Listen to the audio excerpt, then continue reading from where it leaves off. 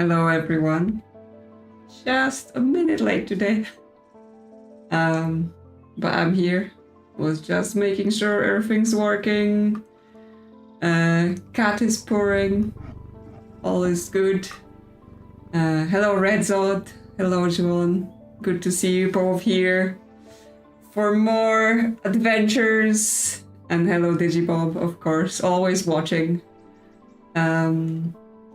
Yes, today we're gonna find out what is going on in this town, right? Because once again, it's cursed. People here clearly don't know that if you find a cursed thing, you shouldn't, start touching it, because they just go and release the cursed things all around the place. So I think there was a little bit of Verona might be dead. She's not dead. She's just gone off somewhere and we haven't heard from her, which is also not great, but, not as bad as her being dead. We have solved a bunch of mysteries in our shop. Hello, Last Boy Standing as well. Welcome back, welcome back. Yes, we have solved a couple mysteries to do with those pedestals in our shop. We have unlocked the locked box.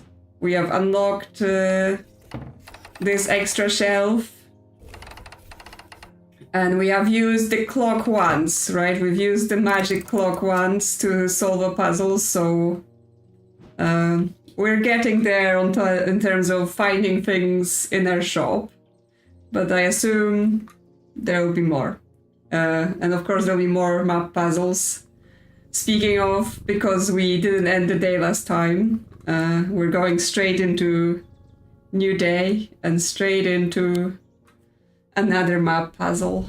And of course more story of how this all happened.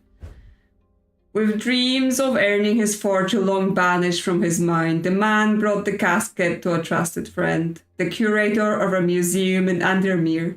Together they looked for answers. Oh, that's interesting, right? So we had the suspicion that the person involved in this cursed casket situation is that adventurer guy that shows up. But even more interestingly, the curator of the museum is the brother of the guy who owns the shop we're working in. So he might actually know what's going on. We're making a sword. It's a sword with some thorns around it. I'm buried with the Knight of Thorns. Okay, well that sounds like something we would be finding in the catacombs. If we're talking about things being buried. So, Knight of Thorns. We have a couple night graves here. I'm not sure you can just about see that one above my car now, but this is the one with the shields which we've done last time. There is this 1356 knight, and then there's this one with like a flower on the grave. So nothing immediately screams thorns to me, interestingly enough. Knight of Thorns. Anything in the castle? Anything in the symbols? I'm not sure thorns would be a symbol, like something that there would be a symbol for, but never know, never know.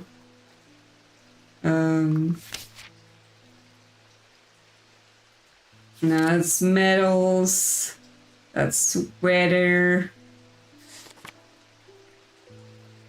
No, not really anything like that. Huh. Interesting. What does Knight of Thorns mean then? Because like there's lots of symbols in the castle.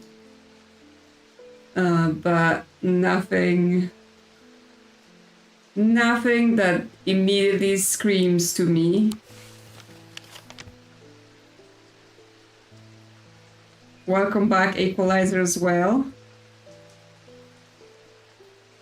Anything in town? I don't remember anything mentioning any thorns specifically.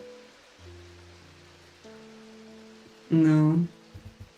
Okay, well, that's curious, because usually with those map puzzles, I usually, you know, it's been easier to decipher than this. So that's a curious one. I may actually just go start the data and start the customers and see if anything occurs to me, or maybe I'll have a look at the book.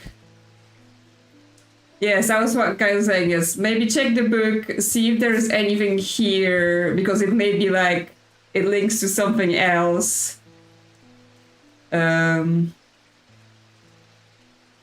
Here. And yeah, we've made good progress. We've got deeper into the story. Will we have anything about thorns in the book? We have Knight Cedric. Knight of Thorns, there we go. Oh, it's the guy with the shimmer thing. Oh, he died in 1356, right? So yesterday we were looking for the shimmer that goes in this armor. And he died in 1356, which, yes, we have the 1356 casket, and therefore that's where he is. Yep, the tomb of the Knight of Thorns reside alongside an ossuary filled with the unknown dead from the Battle of Southernfell. It is an unpleasant place that I do not plan to linger in. Happily, I am able to find the item I came for without any difficulty, and I quickly leave and don't look back until I am out in the bright of the day once more. There we go. Another sort of stone item, similar to this thing we found before, at least in terms of like, it's a stone and gold sort of situation. Okay, well, now it's time for customers. Hello, Joseph. Welcome, welcome. I've noticed that some people claim not to fear death. They say that dying scares them, but not death itself. Not me, not the great Thomas Pope. Give me pain, give me fear. If I can feel, then I know I'm alive. Going back to the nothingness, that's what I fear. I'm going to do my best to live forever, starting today with a Loam. And what is a Loam? We might ask. Ask our book of everything. Sometimes called a hand of Jupiter or a fire palm. Well, I really have a thing in mind for that description. A Loam is an item with enticing power. They can reverse the signs of aging, but anyone who has played that game knows that it can only last so long before time catches up, and when it does, it often hits harder. Yes, don't try to be immortal. It never ends well, right? Humans are not designed to be immortal. Okay, well, I mean, my immediate thought was this, right? Because, I mean, I know here it's like a human hand and it's a ball, but other than that, you know, it's a fairly similar sort of thing, you know, a hand grasping an object. I also want to see about that rock, if it's like a giant gemstone of some sort, or the bloodstone. A dark stone for dark purposes. I mean, trying to be immortal, that's pretty dark, pretty dark. Yeah, huge black gemstone streaked with red, iron hand. It's the stone is polished, the rest is rough. Nothing to remark, nothing to remark. Okay, well, nothing super confirming. like we have a couple other hands, right? We have a couple other hand items. Because it's also called a fire palm. Yes. So like that's my initial, but we have two other hands, so I kind of want to inspect them a little bit. This is the dead mummified hand, but it gives us no other feelings really. And there's also this stone hand we got. It apparently chills our blood to hold it.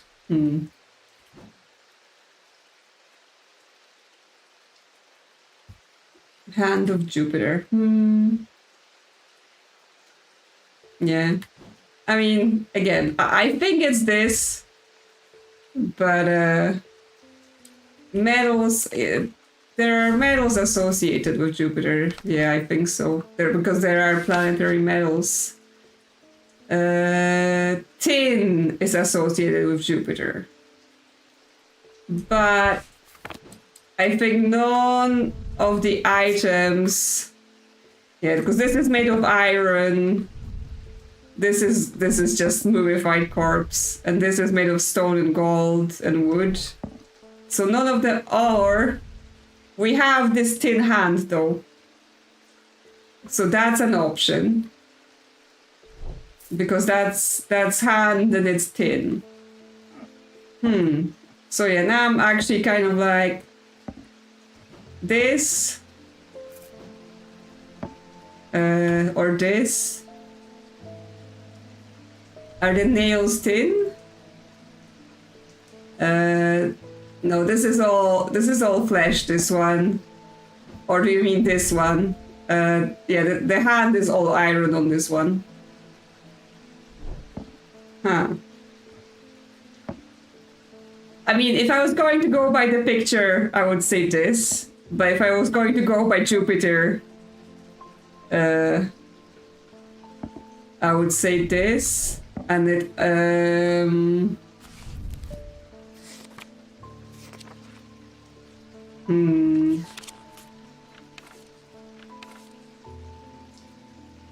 Fire is a triangle this way, so... Yeah, actually, I think Juwon is winning on this being the correct thing.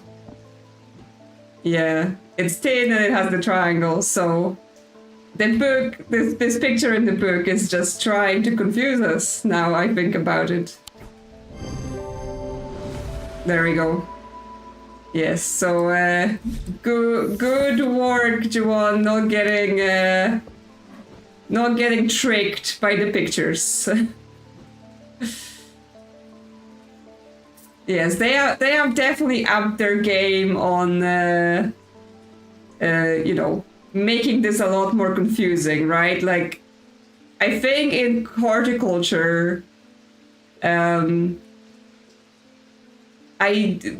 was maybe just one time I got the plant wrong, but I don't even remember if it was one time. Like, I know I got dread, but I mostly got dread from just trying to go places on a map where I shouldn't be going without the game telling me. So at least in horticulture, it was all very straightforward what you had to pick in terms of plants. So they really upped the level of, like, you know, actually sit down and think about it, you know, in terms of the descriptions, because the clues are there if you don't jump to conclusions. So, you know, I need to remember to slow down. Agnes Dent, there has been an unexpected death in the family. It hit us all quite hard, but particularly my husband. I would like to gift him a heart chamber. I don't think that's something we had identified. Yeah, heart chamber. There is a vast skull in the catacombs, said to be that of the beast Belenkara.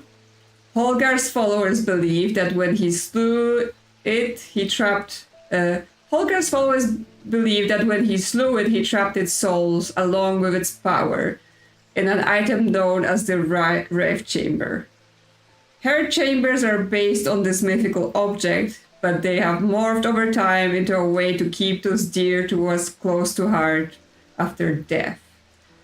Okay, so I think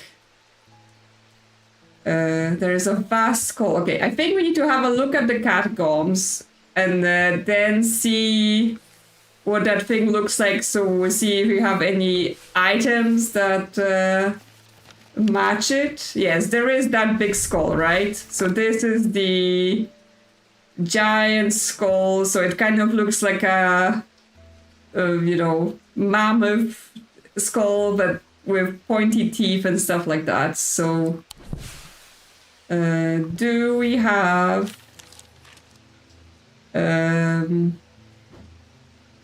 but yes, do we have an item already that corresponds to it, or like do we have to go, because it doesn't say it is the skull, right?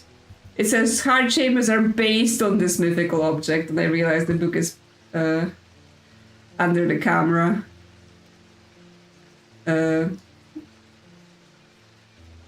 So it's not saying go get the skull, it's saying there will be an object that is kind of like the skull, but it's the question of whether we have that item already, or do we need to go to the skull and find one there? Because like just looking at the things I have which are unmarked yet, nothing really is immediately like, oh yeah, that's totally like the thing in the catacombs, or even similar to the thing in the catacombs. So unless we're talking about a ram, but that's not quite it, right? Yeah.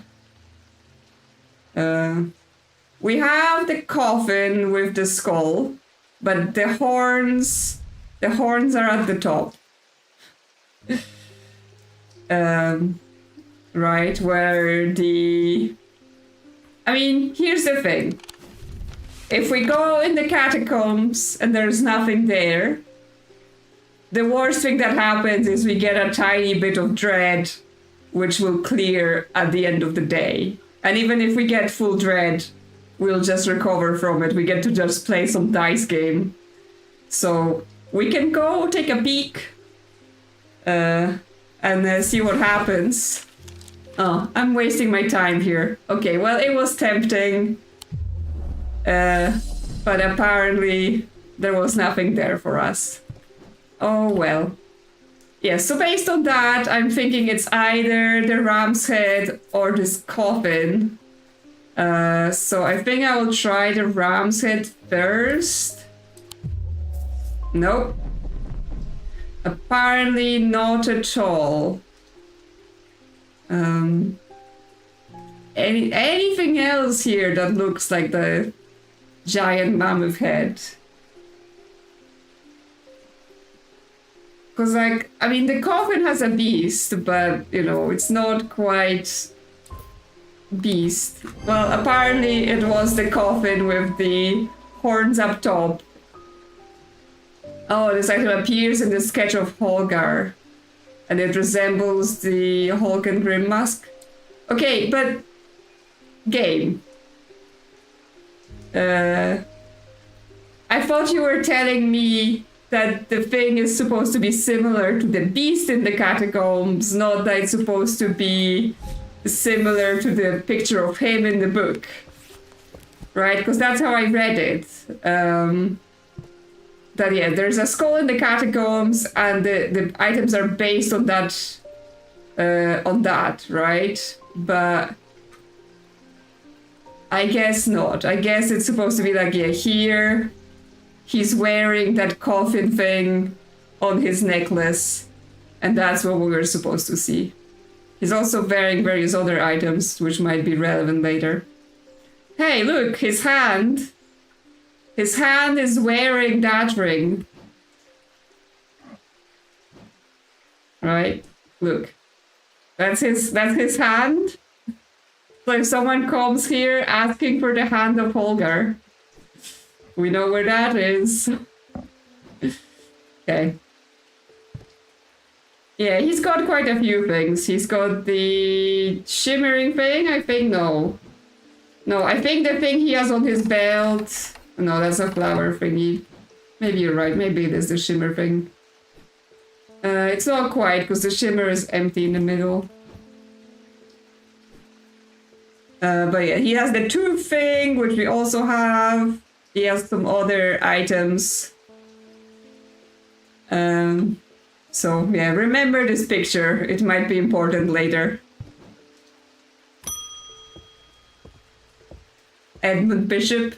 Did you ever work out what was that Bishop Square thingy was? I sadly remember this note that I found some time ago, and it occurred to me that it might be related. I don't... Oh, yeah, I do have the Bishop Square thing. I almost threw it away, but it intrigued me, so I held on to it. I haven't a clue what it means. Yes, I was like, what? Bishop Square? But no, I remember the Bishop Square is this thing that we were using in the castle before. Blessing in spring is rising in autumn, yes. So this is for the castle. So if we have blessing in spring, rising in autumn, we need to look at the symbol for blessings, which is a moon with 3 dots falling down. And spring is the little leaf. So blessings in spring, a leaf over the moon, and rising in autumn, so the acorn. So we will be going into this little tower here. The symbol on the map led me up the winding stair of the North Tower. The pendant has been carefully hidden, but knowing where to look means that it does not take me long, and I am soon on my way back to the shop with a new trinket to add to our glowing collection. Okay, another mysterious item. I mean, just like every item we have, very mysterious. Yeah, I quite like those puzzles.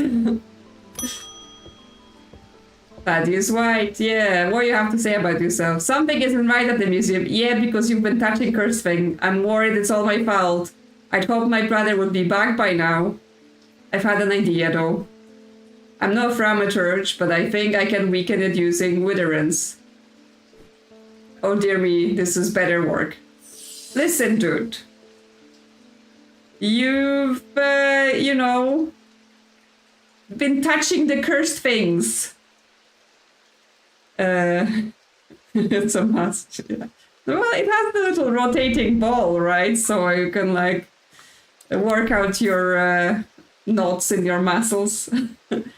Did we use that method with the words up at the top of the castle? Yes, we did. That was like one of the first things I did upon getting that item. So that's all done. Yes, he is the he's the museum curator who's the brother of the owner of the shop, Eli, right? And he was who just appeared in the story. He received the cursed item, and now bad things are happening at the museum.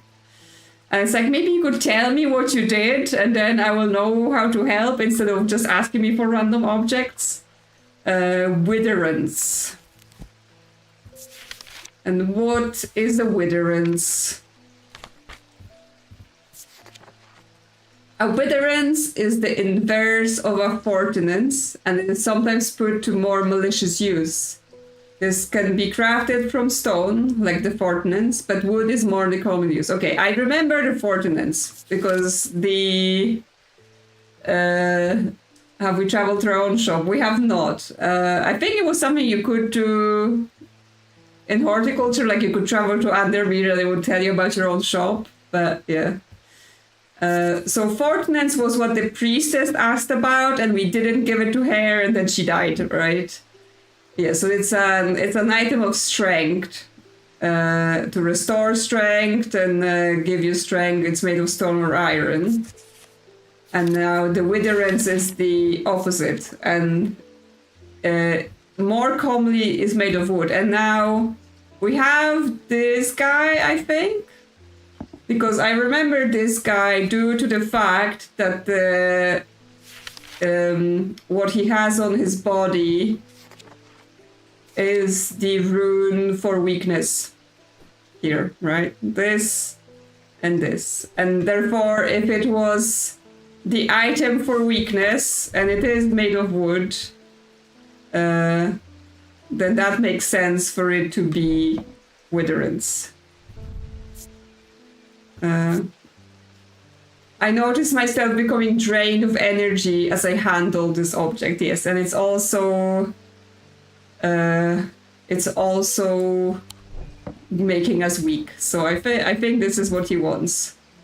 But aren't you just going to make yourself weak? Yes, there we go.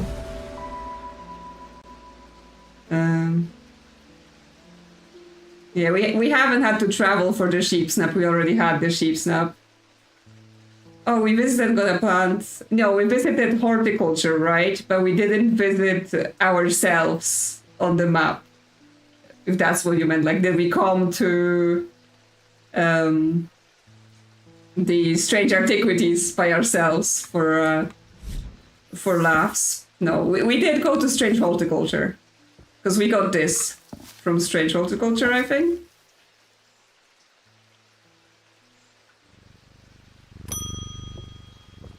Jacob Priestley.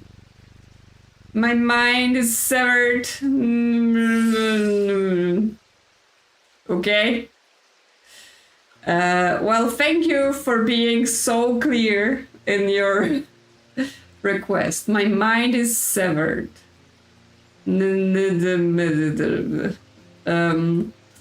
Something with severing of the mind. Well, I guess we can look in the index to see if there's anything about the mind being severed. Meter. We have those meters, right? Might be something, maybe something to do with him saying meter. Yes, I was thinking about that. So yes, the mind is linked to the abrasive meter and the restful meter and the solid meter. So they all have something to do with the mind. The abrasive meter is used to purge unwanted memories. As with any procedure that can alter the mind, it should be used sparingly and considerately. Okay, so this is for unwanted memories. Then the other one... I think the restful meter is what we've already given. Solemn meter. Of the 3 types of meter, the solemn variety is considered the most powerful. It permits the drinker to forge pathways in the mind to recall that which has been forgotten or to repair that which is broken. Okay, that sounds like what we want, right? Because if his mind is severed, he needs this to heal.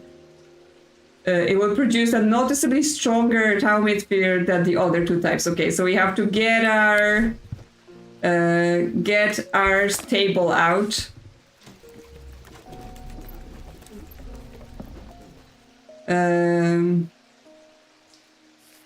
Yes, so we know this is the restful meter, so we can use it as a base. So, you know, it produces a field. And then we have those 2 cups.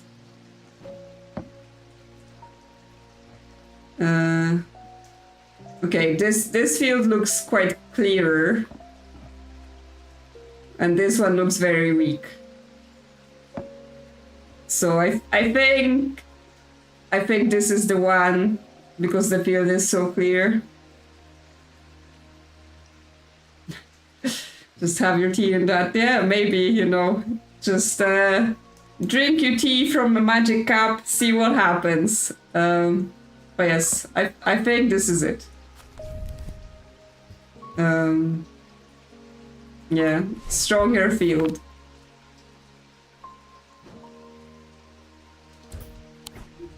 There you go. Yeah, I remind myself what the meter looks like, and yes, it's stronger. Okay. Let's put our cups away. And this cup, well, it's gonna be the third one, right? So actually we could label it if we wanted to, assuming there are no other meters. What was it, the abrasive meter?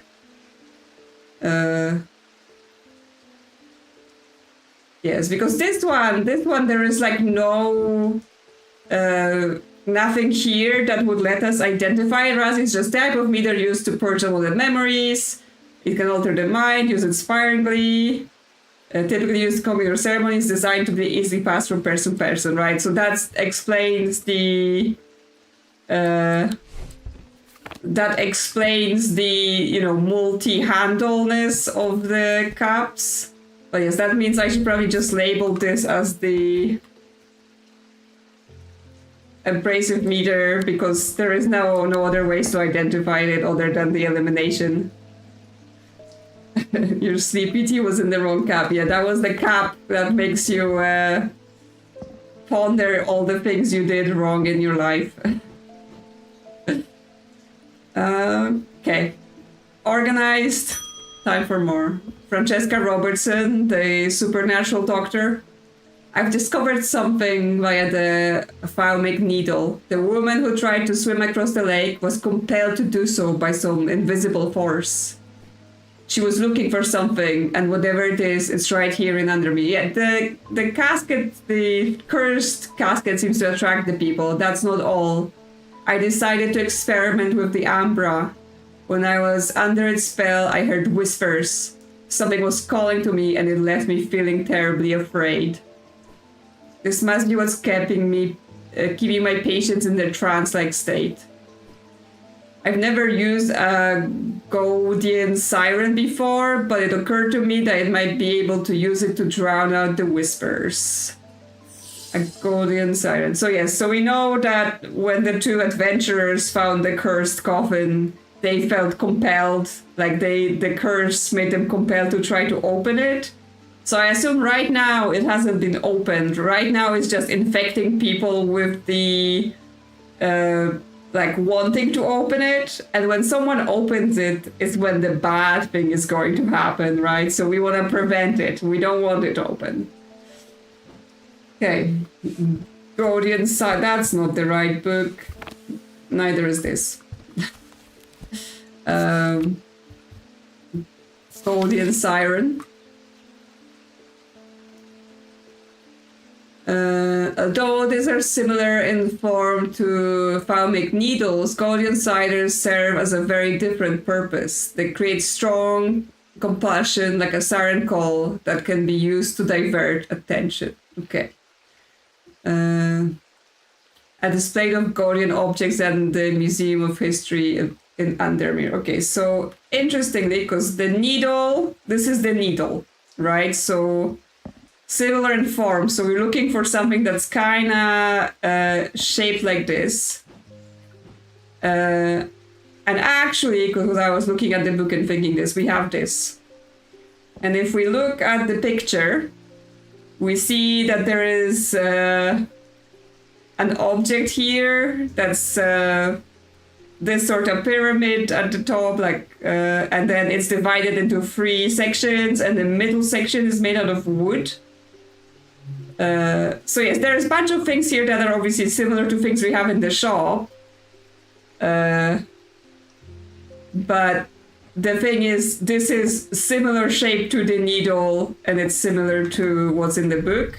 And yes, it takes great effort to tear my eyes away from us, right? So it's like calling to us. It's distracting us towards it. So I think that is the object. Let me just put the needle away. There we go. This item appears in the sketch of the cabinet. It's an obelisk shape. I guess obelisk, is the word for what I was looking for. Like the needle, closer inspection reveals its attention demanding power. Yes. Okay. Get on the shelf. Okay, and that's the end of the day. So we pet the kitty. That's important. Always pet the kitty. And we go forth to see what happens the next day. The curator learned that the Nailian casket is a dark article, a class reserved for the most cursed and the most dangerous of objects. He locked it away deep within the museum's archives, along with other such artifacts that are best kept from public's eyes.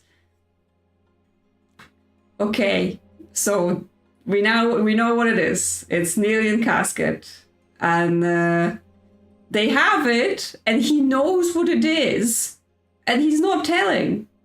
He's not telling. So that's naughty of him. Very naughty. Backseat. I mean, so I've decided that with streams, right? Obviously, like if I want to play games blind, like I just do them as videos, and I'm like, please no spoilers whatsoever.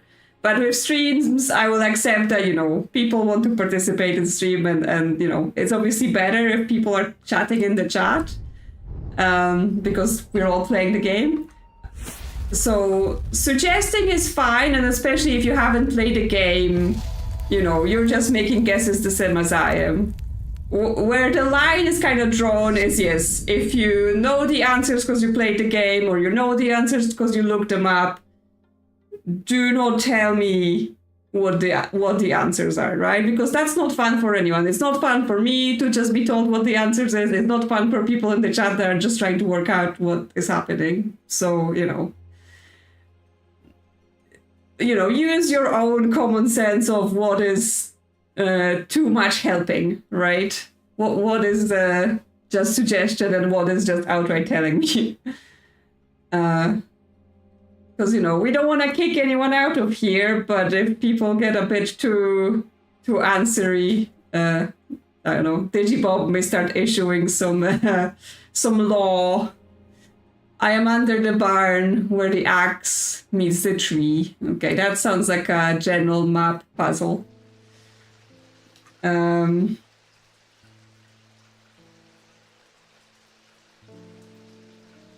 The new page is for the yellow item. It's called Candle, and item has symbol of fireworks.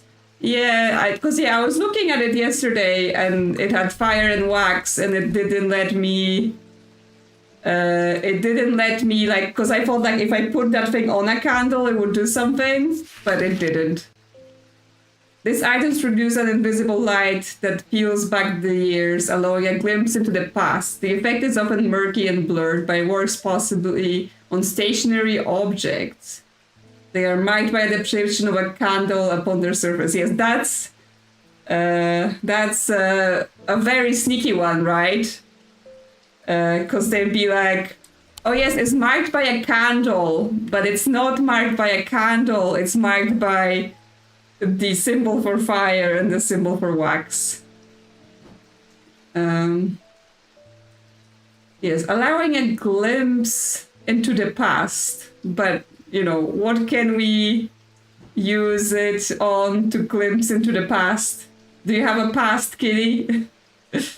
I assume it might be for something later. Someone may ask about it. Okay, well, let's get to the card. I'm under a barn where the axe meets the tree. It's thunderstorm. Do we have... Yes, I'll definitely keep the item in mind, but I don't think there's anything like right now we need to run around and wave it over everything. We have a bunch of farms in the place. Stuff like that. And also I was like, what is this? The pit. It looks like some sort of vortex swallowing the place, honestly. We have a bunch of farms, right? We have Greywick Farm, number 1. Over here.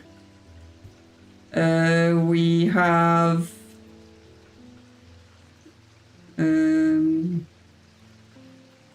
Tower Jacob's Folly. Royston Farm. We've been to Royston Farm before.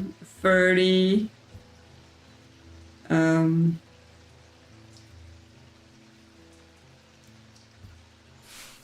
Where the axe meets the tree.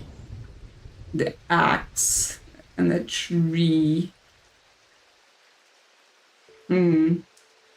Huh. I mean, the Grey Oak Farm, it does have trees near it. And I assume basically a barn would be on a farm, right? That's what barns generally tend to gather. Was there... Does the castle have a barn? Yeah, I was like thinking, yeah, it looks like an axe or anything, lumberyard.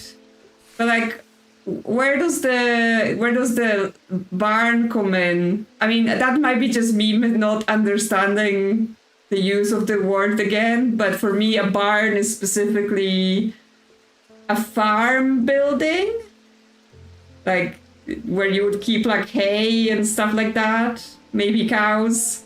But maybe it's also used for lumber yards and other places. It's more generic than I assume. Because yeah, I don't think the castle has a barn. No, the castle is just actually the castle building, so everything is contained. You know, as much as castle could have a barn on the grounds, this is just the interior of the castle, not the grounds. So I think it's definitely something in town.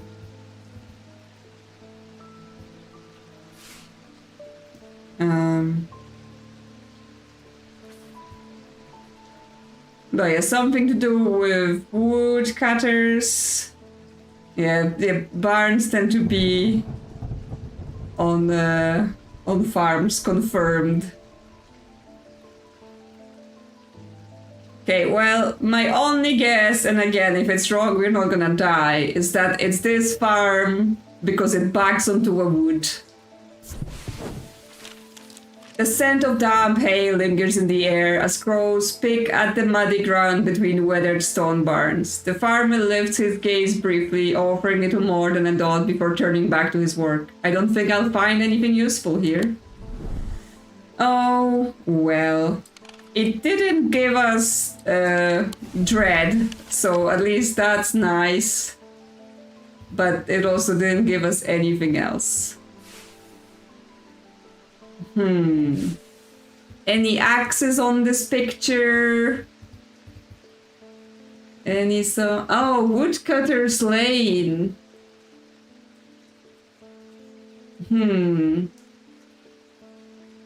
There's a Woodcutter's Lane. Where the axe meets the tree. Mill Lane. I'm just checking all the names of the Pine Road. Oh yes. Woodcutter's Lane and Pine Road. So 9 is Stockside Rock, or there is just this building here. There we go. Yes. People saw the Pine Road before I did. To the side of the house sits a dilapidated barn. The stench of manure is overpowering. There is no sign of an owner, so I search carefully, not sure exactly what I'm looking for. Suddenly, I spy a flash of blue. A bottle. This is it. We did it. We did it. We've got a blue bottle. Yes, with all our brains combined, we've managed to fork out that streets have names. And now, time for customer. Simone! More clues? Good morning. Yes, to you too, Jupiter. I'm getting more concerned about my mother. Yes, she's not been here. Hearing about that poor lady who drowned frightened me. But she will turn up. She always does. I've had another breakthrough. This time I'm certain it's a clue that leads to another hidden part of Strange Antiquities. Okay, what's the clue? From the individual, a stone for dark purposes. From the celestial, a stone of the earth. From the diurnal, a stone of death. Okay, so we need to...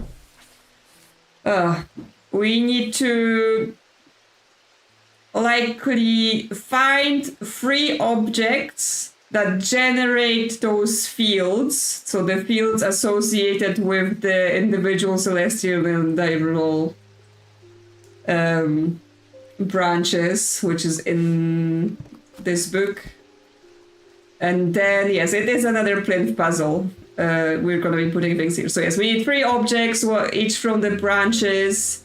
And then they have stones associated with, what this is. So they, get all the reference things out. So a stone for dark purposes is the bloodstone, right? So it's a black stone with red specks. And I know what item we have, but we just have to check whether the pattern it generates matches the branch. So it has this sort of vertical in and out pattern. So I actually don't know. It has to be from the individual branch. So it has to be either Mantic or Wixic. So we need this base.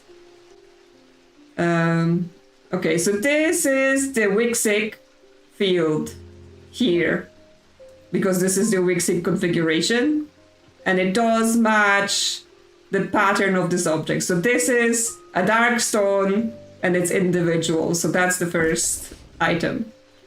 Okay, so then we need a stone of the earth. Let me just move the books so you can see them. Sunstone, containment, water. Yes, so we need that jade, green stone of the nature. And then we will need either the Selenic or the Dryanic pattern. There's not enough room on this table. Listen, we need a bigger table in this shop.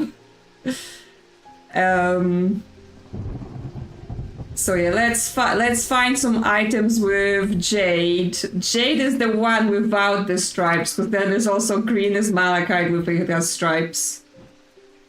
So I think this is jade, for example. And it might be actually of the earth, because it was like a, item associated with like the forest god. So let's see. The earth configuration would be this. Okay, so it's the 3 circles. And this item has the 3 circles. So yes, that's the second item we want to use. My note is buried. Yes, so Celestial of the Earth. And then from the Diurnal, a Stone of Death. A Stone of Death is... this is Fire and Fury, Night and Darkness, Stone of Death and Decay. So it's a dark blue-green Vivinite. We don't have a lot of that. There was maybe an item or 2 with it. I think this is the malachite, right? Yeah, dark green. It's not... It has to be blue-green.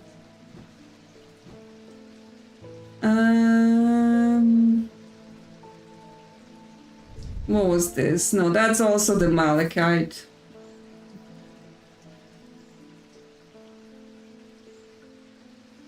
I'm trying to... No, this is not that. Green gemstones, that's probably made of jade. This is marble. What is on this? Green. Freestone gold item unidentified.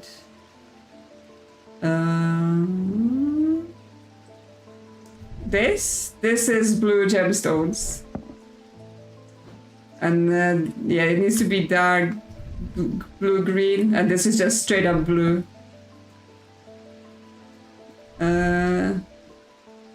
Yeah, small green gemstones. And nothing I locked in the cupboard by accident. Turquoise. Green. Like, it would say blue-green, I assume. They wouldn't be so mean to say... skull mask. Oh, maybe, yeah. Yeah, there we go. Dark blue-green gemstone. There we go. And, I mean, this is the only one we have with the stones, so I assume it's gonna be correct field. Yes, good spotting, because I had it hidden. Okay, so it has the swirly pattern, but I'm pretty sure it's the Noctic, so the night one. But just to confirm, no, we want this here and this here. Yeah, the spirally pattern is the Noctic, so that's the third one. There we go. Teamwork once again. Okay, so we have to do the clock again. We need the half moon. And then we look at the time. And the time is this, this, and this. And we get a new item. Yeah, dark green gemstone, bronze. It vibrates with energy. But no effects right now. Okay. Well, we've had a little fun with exploring the shop. Once again. You are unidentified, so you can go here. You can go here. And you also have a space here. Okay. Time for customers. Jacob Priestley. Thank you for the method. I have seen into the yawning deep. I have seen beauty beyond the comprehending mind. The price is steep, but I pay it gladly. My shadow anchor broken, must replace. Okay, he needs a shadow anchor. Whatever that is. Okay, this piece of paper is done. Shadow anchor.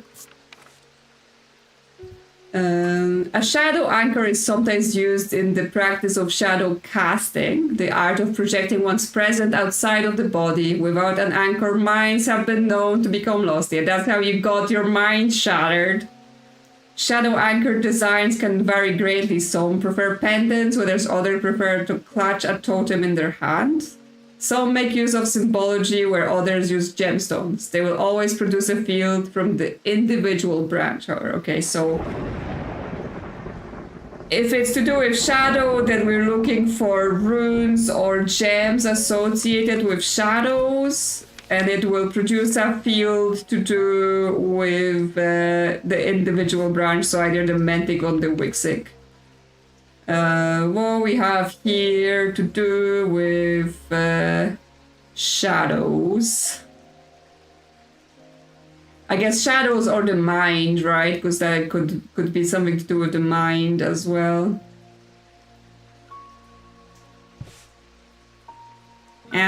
Let me move my books. Or foresight. I'm not sure foresight is quite the right thing.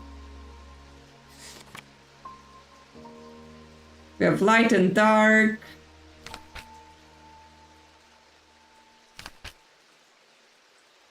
Weather, things like this. But then in gemstones,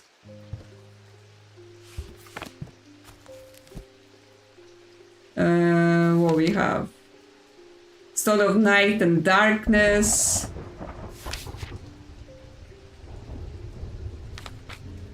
Anchor between body and mind.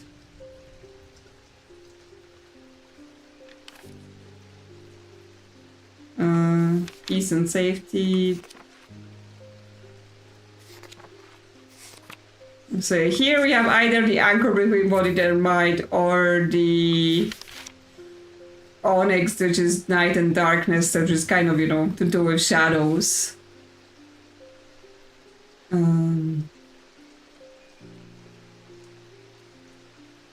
But yes, the symbology could be to do with the darkness again.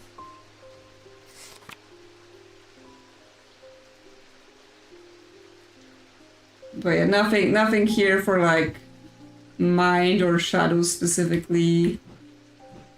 So what we have? We have this, but this is other alchemical symbols on it. What are your symbols? You have symbols. You have, oh, okay, this is fire and some other things. Fire and ice and paralysis. So I'm gonna go with not this, not you.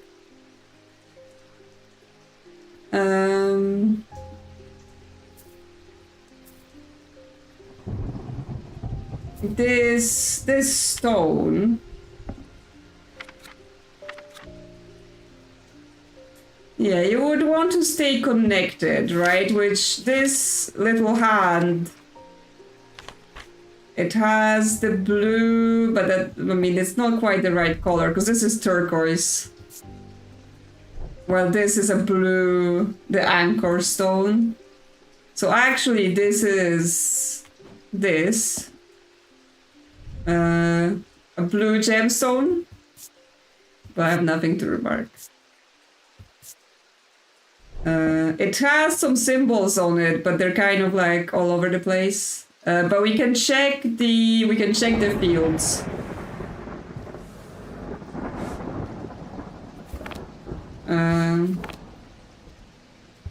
So the fields needs to be from the individual branch. Shouldn't have closed this. Yes, the individual branch, which is either the Mentic or the Wixig. Seriously, stay where I want you, book. Which is back to this stuff, right?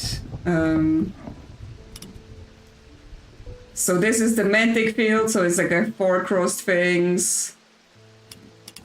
Or the Wixig field is the vertical in and out. Okay, so this has the 4 crossed things, and it has the blue stones that are anchors between body and mind. So this seems like a good candidate. Yep.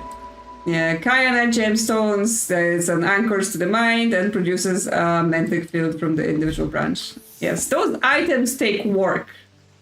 You have to reference your materials. Nevrogant. Interesting. Okay, go have fun with your mind messing exercises. I'm sure nothing bad will happen to you. Oh, there's our mail. Time for more adventures. I'm afraid this letter was sorted incorrectly and has ended up doing a round trip to Kendall and back. Okay, but what is it? Better late than never. Well, I mean, it could have been urgent. I have spent a long time looking for an object that is believed to have been lost somewhere in the catacombs. The adventurer and thaumaturge Marwyn left a trail to her hidden stash, or so the story goes. I followed it as far as the ossuary of the damned, a chilling bone-filled alcove carved into a natural chamber in the upper levels. But it seems her markings have been worn away by time after that. I pass this story to you in the hope that I can succeed where I have failed. Your friend, Barton. Okay, friend. Time for the catacombs it is.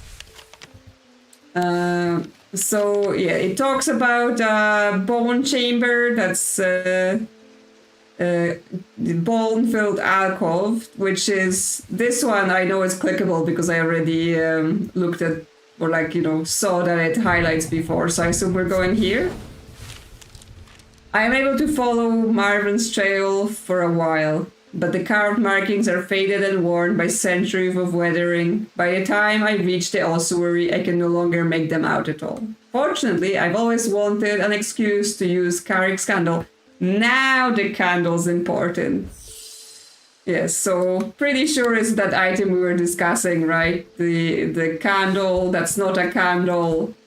It's the object made out of thing that is marked like a candle. Yeah, they marked with a depiction of a candle on their surface. Yep, so straight up, we know what it is. There we go. Yes, symbol for flame and wax.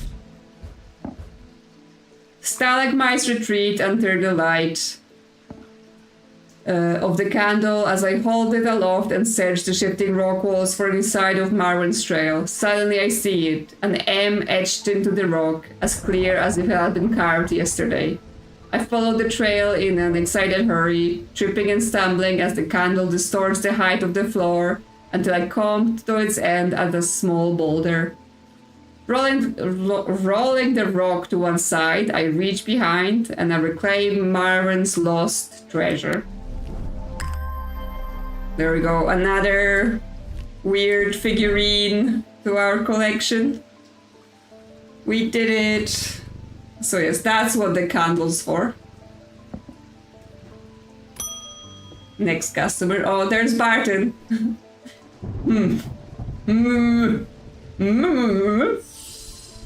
Cool.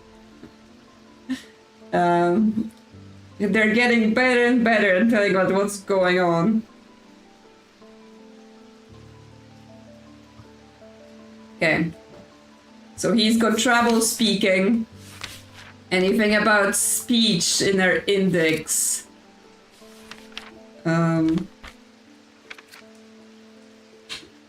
Suggestibility, sun. Yeah, where was he? Curse about speech. Okay, yeah, there's nothing in the index. So let's see. Vivid nightmares, blue eyes. Okay, affects the mouth and the tongue so that the speech becomes impossible. Torments paralysis.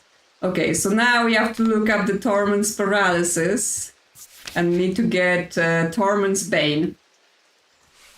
This can be rolled around the tongue to cure Torments paralysis. It is the massager, the massaging thing. You said it was a massaging thing. It is actual massaging thing. Or ward about the neck to protect against a curse. Like most items, the ward against curses, they emit a dirunic field pattern. Yeah, so if we stick it here, we get the 2 circles, and we, like, even here it says dirunic field pattern. So I wonder what this symbol means as well, because it also has a symbol on it. Let me just have a quick look-see for completeness. Yeah, I'm looking.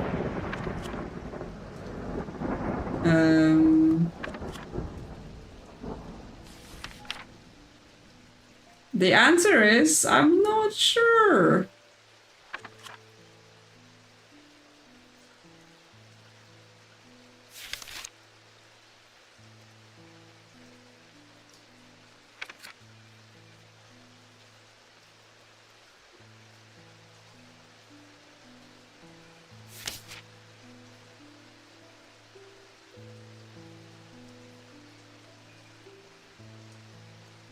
I mean, there is nothing here directly, but it's kind of an almost sort of an inversion of paralysis.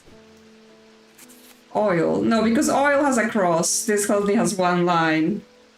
Right? But the way I'm looking at it is if you take paralysis and you flip the ends, which we had that previously, right? Where we had the flipped runes to do an inverse. So this could be inversion of paralysis, which would make sense if we're saying you're cursed and your tongue is tied, Your tongue is paralyzed. There, go massage your tongue. Yes, this is an item can be worn around the neck. It has a moving part that can roll around the tongue. It produces a daily feel. Yeah, they didn't speak about the rune, but that's my thing. Thank you. I don't even know how I managed to get down from Redlam. Everything went dark after reading the inscription on the tall stone, but somehow I knew if I made it to Strange Antiquities, I would be okay. Oh yes, because he was doing that. Through the darkness, I received a message from the Nameless Ones. They seek an item called the Nelian Casket. Ooh. If we give it to them, they promise to free those it has infected. Well then, I don't think we have a choice. At least we can be certain of one thing. If they have the casket, they will not allow it to be open. Are you sure? All they desire, all they value is power, and opening the casket will release all of its contained power. Okay, if you put it like that. Yes, because he wanted to like just open a portal and we said like, how about you read what it says first? So that's how he got cursed, but you know, it wasn't that bad. But yes, well, we know where the casket is, right? The museum guy has the casket and won't admit it. But yes, he thinks we should just give the casket to the old gods and see what happens. See if they stop it being used.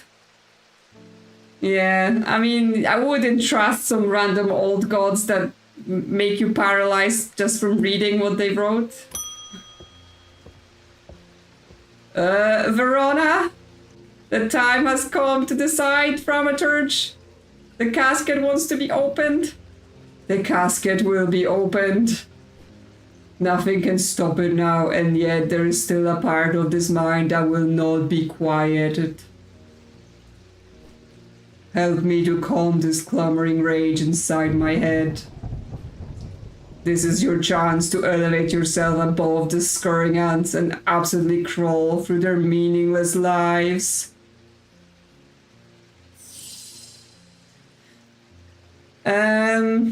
Okay, so you can give her the abrasive meter or Zephyrim. But yes, Verona's not looking great. She's not looking great. Let's put this away somewhere.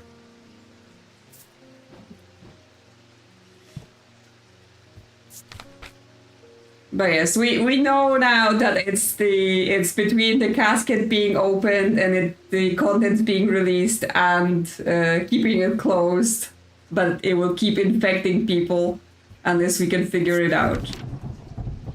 Yeah, so the abrasive meter is used to purge unwanted memories, which I guess could help clear her mind, right? Like, you know,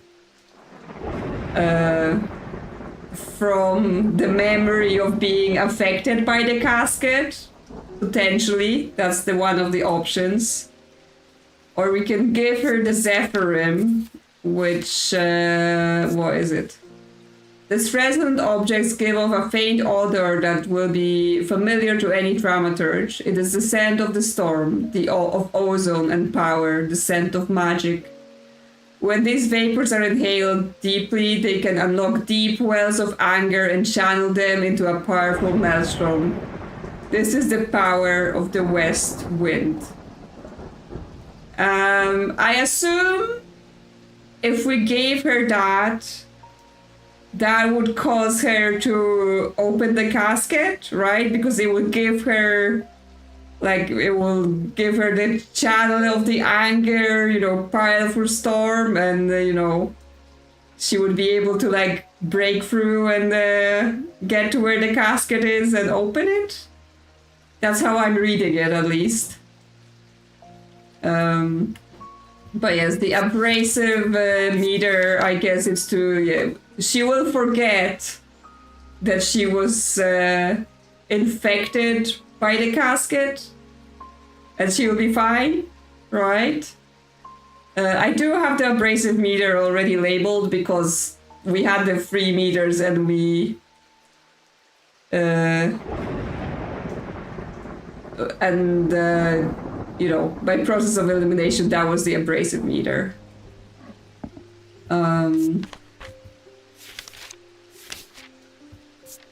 Is the anger her original mind? I don't know. Like, it feels more like this will give her... I think this will give her the strength to break through into the museum and open the casket. Like, because it will give her basically stronger magical powers. So I'm not sure I would want to do that. I mean, I can try to identify the object. It will have something to do with storm and wind, and it'll be resonant.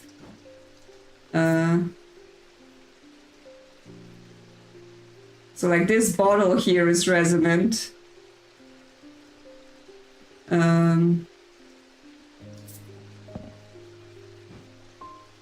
Yeah, I'm just gonna go and see if we can identify the other thing as well, just in case. So this bottle is resonant.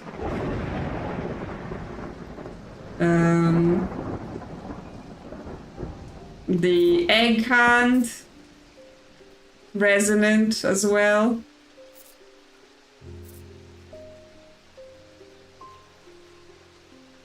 This totem here is resonant.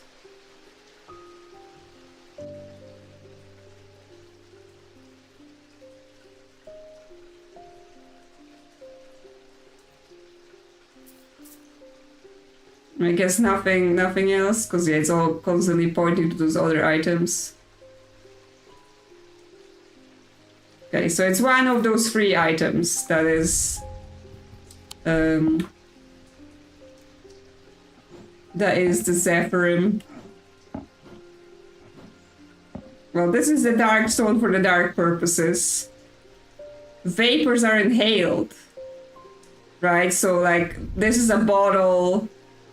So it would be something that, you know, has vapors in it.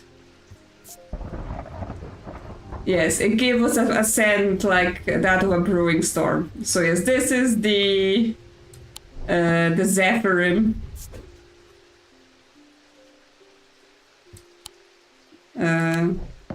Identified for future use or not, but I don't want to give her that because I think that will cause her to open the casket. So I want to give her the abrasive meter and hope that she can regain her mind. Yeah, get the meter and just elimination. Gris. Okay, I guess we're not gonna find out today, right? She's gonna come back another day and then we will know what the result was. Hopefully it was the right choice. Because if not, we're getting the bad ending. What do you think, Jupiter? You think it's gonna turn out okay? Or did we just screw the whole country over? Okay, time to end the day. End of day 15. But the problem with storing powerful dark artifacts is that slowly, inevitably, the darkness seeps out. It does.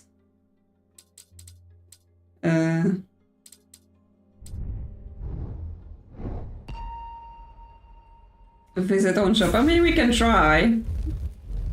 But let me just do this. A ball of yarn for a kitty. Oh, I assume this is a path of some sort, like in the town. Okay. Well, we can visit our own shop if we want to. Not Strange Horticulture, Strange Antiquities.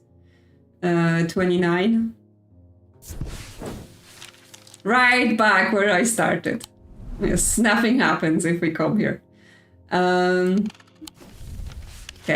Yes, ball of yarn. And obviously it makes a path.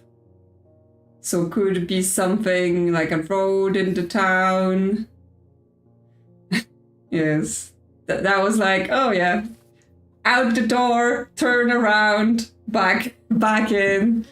It was like, oh yeah. That was good walk.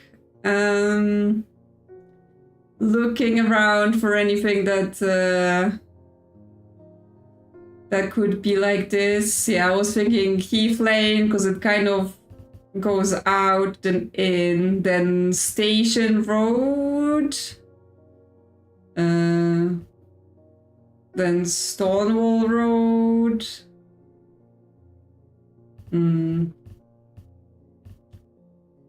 Not sure about the scale of this. Because like it starts okay here and rounds off here, but then does it kind of go through here?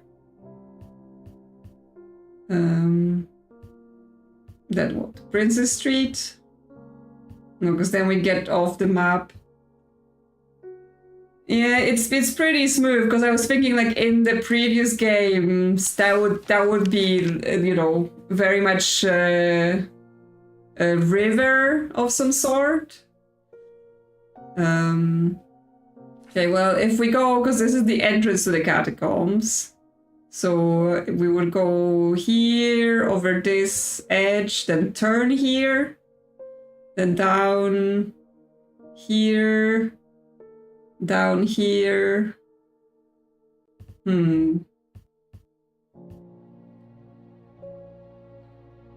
Like the end is a bit what? We go through here to those graves, but they're two separate things. Because there's two things we can pick down here.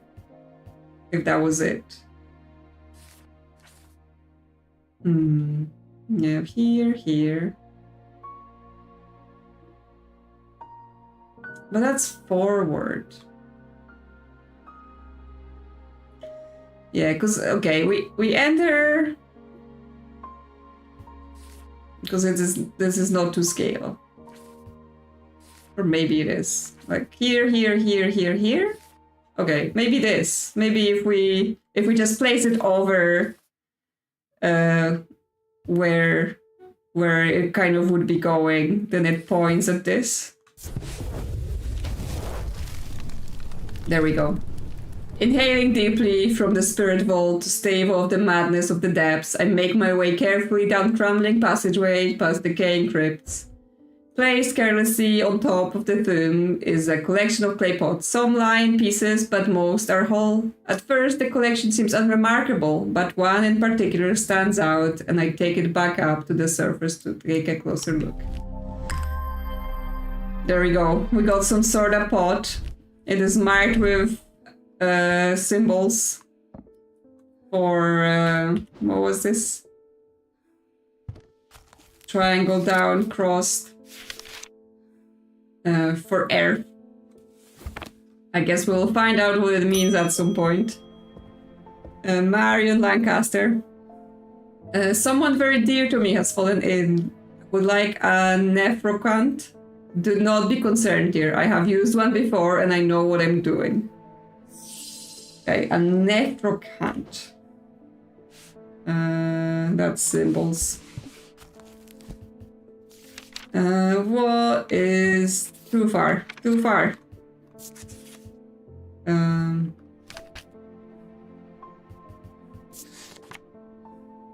Yes, it's an earthen pot.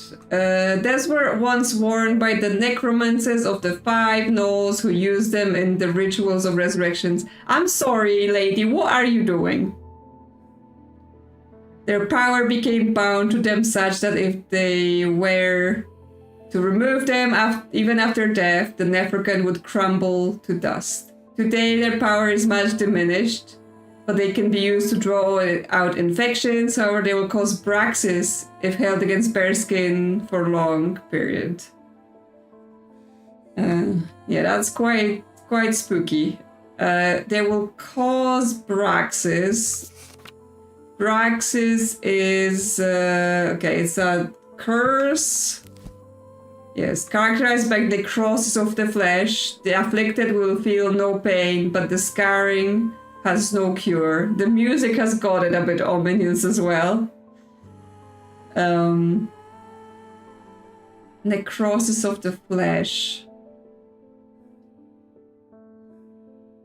Interesting. Because now, if we're thinking about necrosis of the flesh, spooky hand, you know, comes back to mind. Yeah, because it's withered flesh.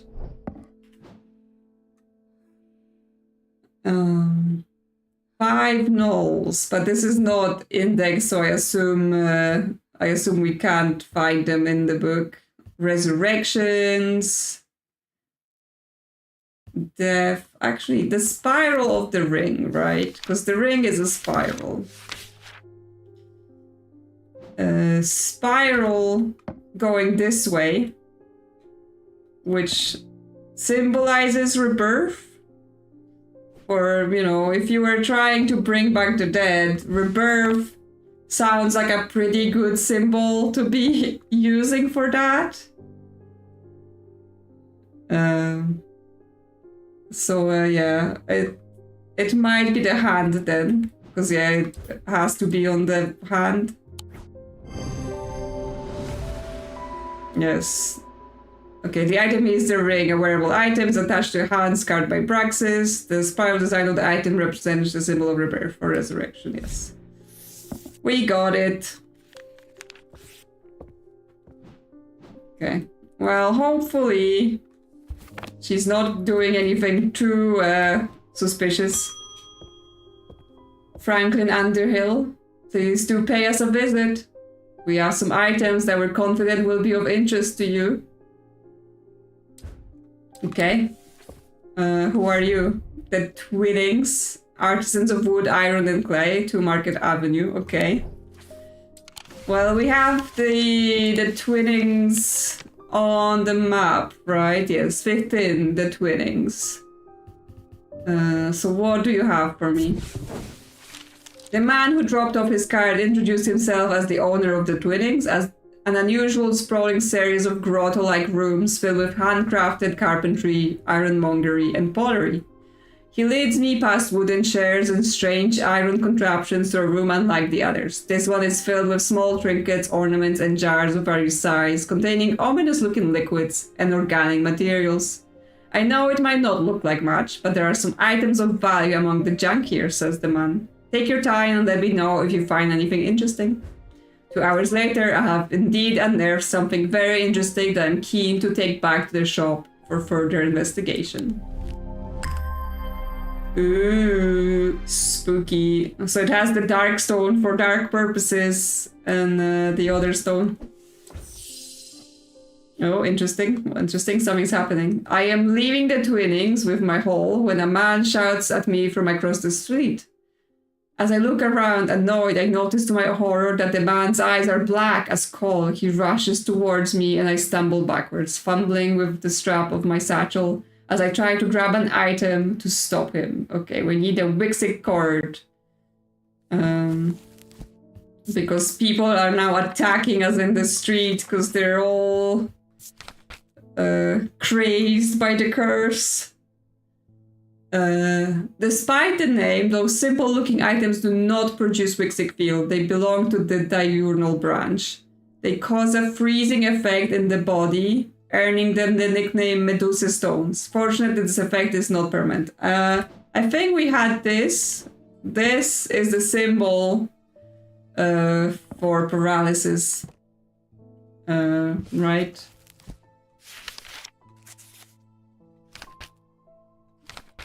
There we go. So it has paralysis all along the edges.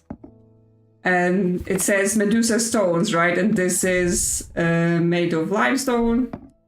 And they produce, they belong to the diurnal branch.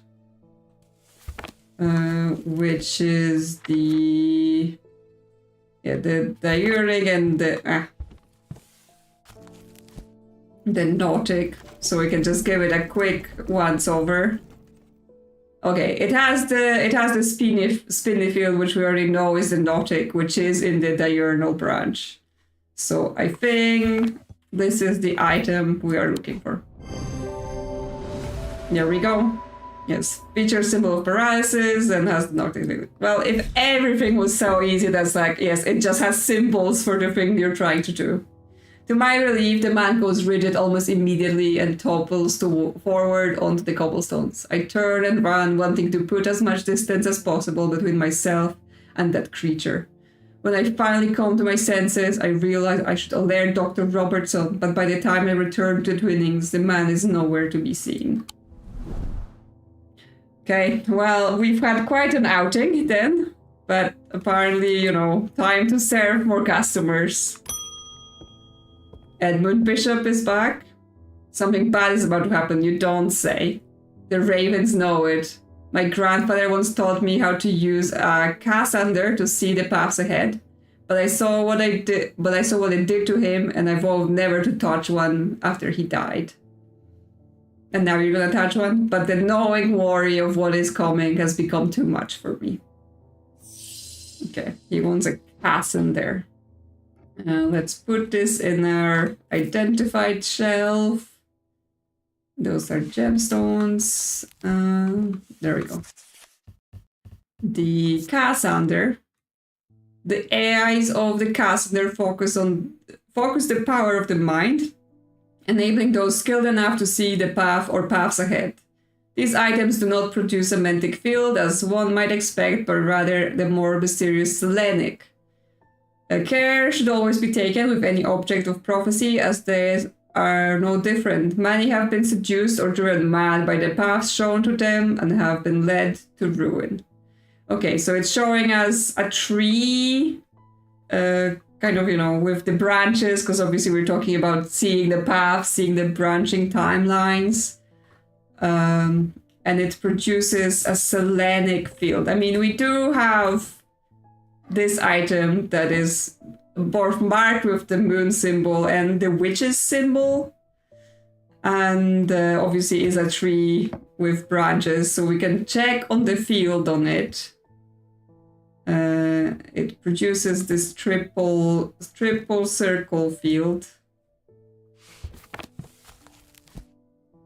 And Selenic field is...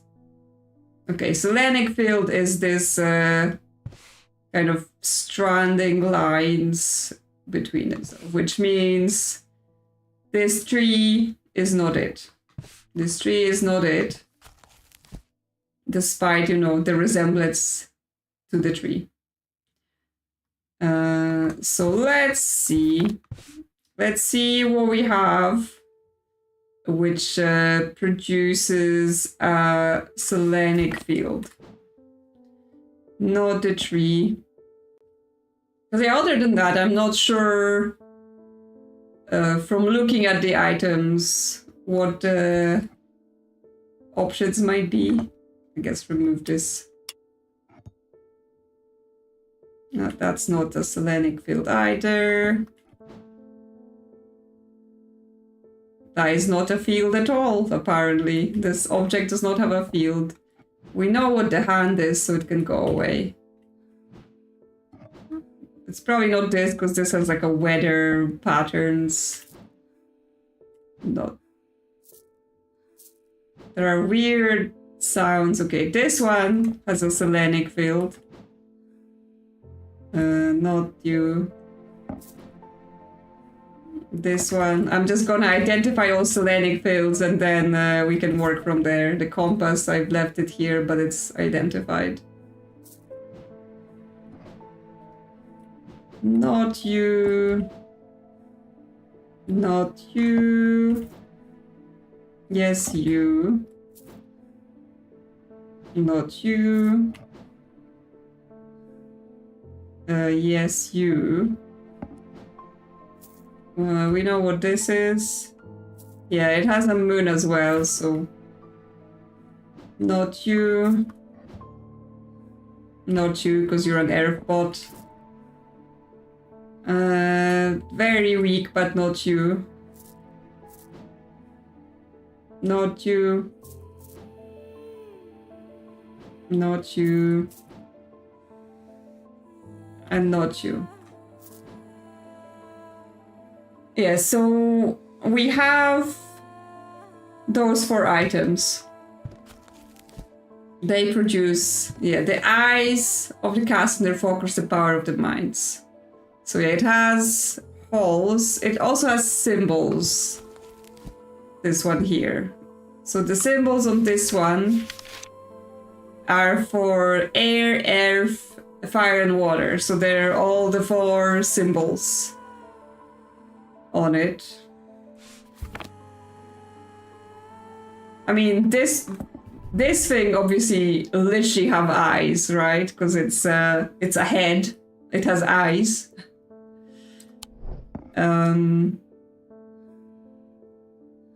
Focus the power of the mind. Which gemstones may have something to do with mind as well? Holming stone. Mantic stone, the malachite. The malachite is the 4th eye, a stone of sight, right? The 4th eye generally could be associated with being able to see, additional thing, which would then call me to this object, right? Because this contains the malachite. So when it says the eyes, it might be referring to 2 gemstones that are the 4th eye gemstones. So based on all of these pieces of information, I think this is the item we're looking for.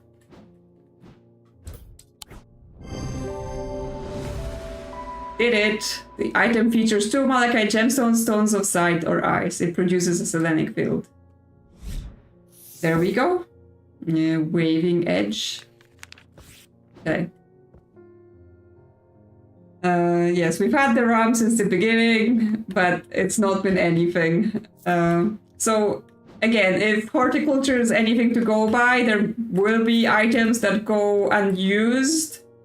And then at the end, there might be some big, let's go through the remaining items just for the funsies. But I guess we will see. We'll see how it goes. You can go identified. It's getting busy in there, but I mean, that's a good thing. That's a good thing we have lots of identified items. Okay, who's next? Gilbert Ames. There's always seems to be something going on in Undermere. Yes, you guys are very cursed. The sooner I can get this sorted and be on my way, the better. My uncle gave me a ring and I have had nothing but bad fortune ever since. I'm starting to think it might be cursed. I mean, it might be. Is there a way to uncurse it? Okay, so what sort of ring? Bad fortune. Okay, is there a curse for bad fortune? Constricted heart, dark veins, necrosis, choking, burning inside out, poison of the mind. I mean, that's an option, right? You just think things are going bad. Vivid nightmares. Do you have blue eyes?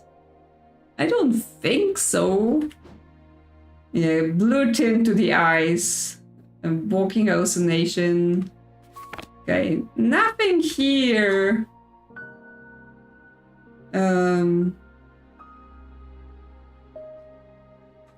Bad fortune ever since.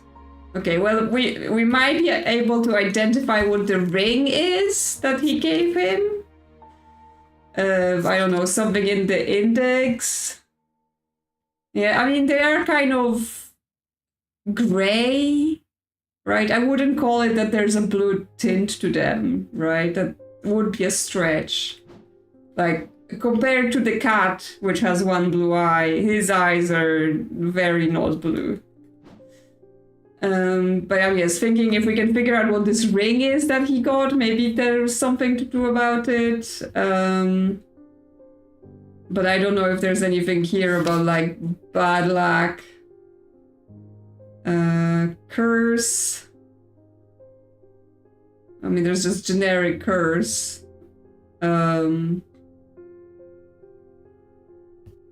Classic purifiers. Oh, we can cleanse things, right? So small tokens such as rings or amulet, perhaps. Because there are things about rings in their thing. Yeah.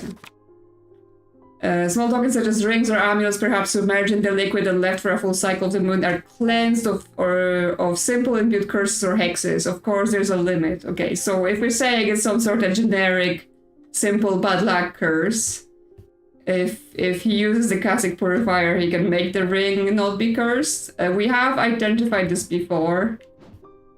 It is the vinegar bottle. Yeah, use this. Yep, that's going to help.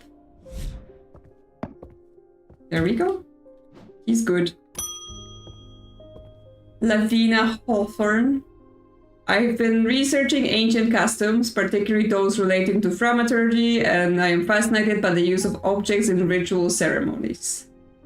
Okay, what are you going to do? If I am able to get, if you are able to get your hands on a gris, I would be very interested in studying it further. Everyone in this town is up to no good. They're just playing with dangerous things. Gris. For the ritual of the broken path, a gris is heated slowly over flame. To have full effect, it must be held in an ungloved hand until the ritual is complete, no matter how hot it gets.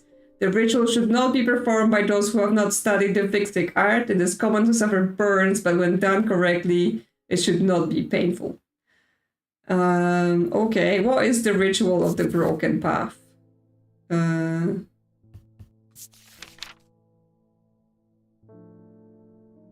Okay, so this is to do with those servants of the nameless gods. Listen, lady. What are you going to do with this, huh? Because I don't trust anyone anymore. You all keep cursing this town with your silly interest in touching anything that's no good for you.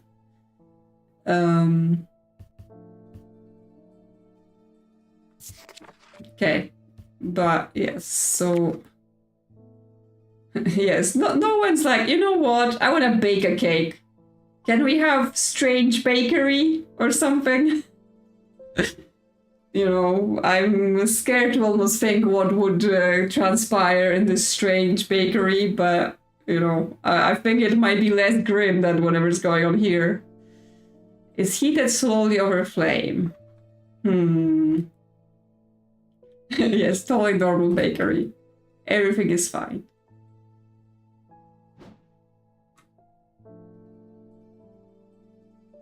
Strange bookshelves, yes. Cursed books. We must have them. Isn't that, what was that game called? I haven't played it, but people keep recommending it. Book of Hours? Or something like that. People were recommending it a lot, but then some people said it's a lot of reading for a game, so, you know, possibly not a good game to play on a video. So I haven't looked at it like proper yet. In terms of, yes, Strange Bookshelves. Until we get Cave with Ice. Well, I mean, then it gets weird. I'm thinking it says it's Wixic art, so it might produce the Wixic field, right? It's not guaranteed, but it might do that. Just, you know, as something that we may be able to base it on. You would think I would learn by now what the different fields look like, but... Okay, that's the one that the vertical in and out. You don't get to reread them. Oh my gosh. Yeah, that... No. I like rechecking all the evidence and making sure I've read everything right. I mean, you know, when you record videos, obviously it's like, well, I have everything stored here. But that sounds like cheating if the game doesn't want you to do it. Okay, so this is the Wixic field, the in and out.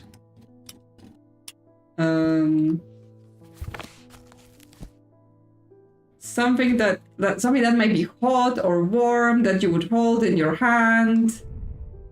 This is wooden, right? So it's not something probably that you would hate. Like, I'm thinking it would be metal or stone, maybe. That you would heat and it would get warmer. This is hard and cool. It's rough. Engraved. Okay, well, what fields do you guys have? Okay, this one has a Wixic field. This one... No, that's the Selenic field. And this one has a Wixic field. But this one, I think it's related to like weather stuff because of the symbols. We're back to checking all of the fields again. This one has a very weak... Oh, I wonder if we heat this, does the field get stronger?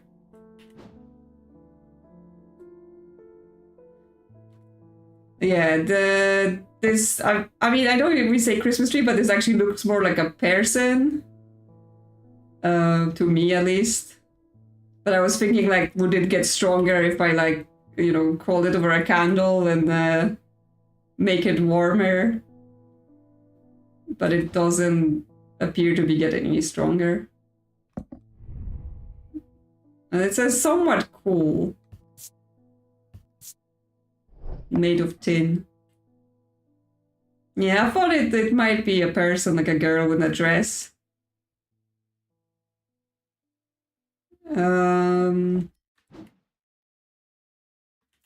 Yeah, what else was there with the Wixic field?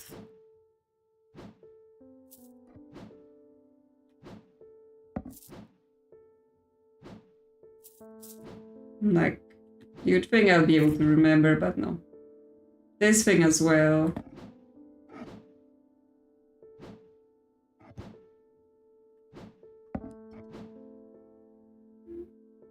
And this thing. Oh, because now it brings me to like, I was like, well, those things, like, are things you could maybe hold. Obviously, stone also gets hot. But now I'm like, this is iron. And it has the bloodstone, which is the dark stone for dark purposes. And if we're talking about the broken path, right, that's to do with like bad things. Can I heat it up? Because obviously iron would get hot if you heat it over the flame.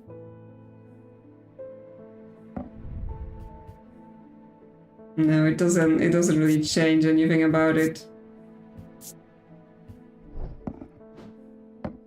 Huh.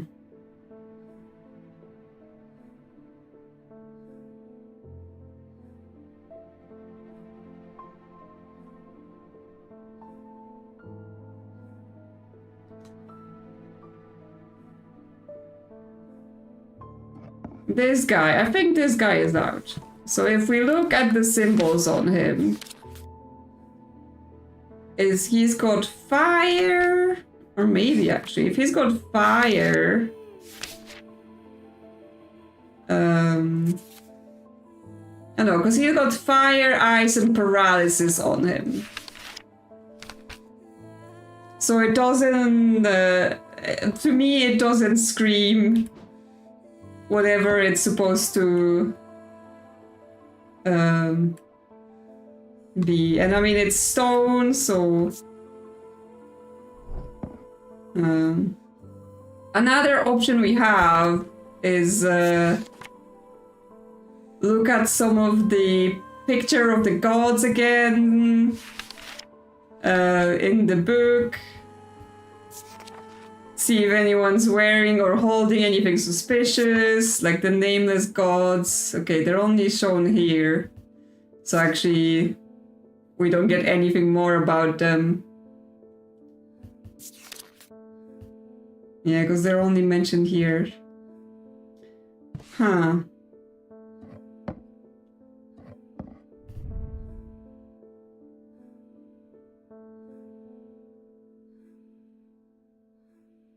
Yes, it takes longer and longer, and you have to do more and more thinking about what could possibly it be. Crisscross grooves. Cold. Does it get not cold? Still cold.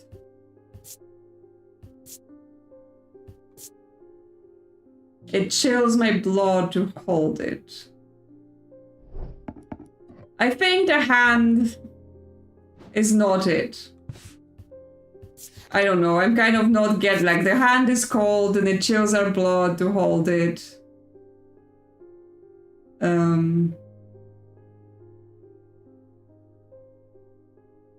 It just doesn't feel right to me. That one. So I'm kind of between the girl and this stone in the talon.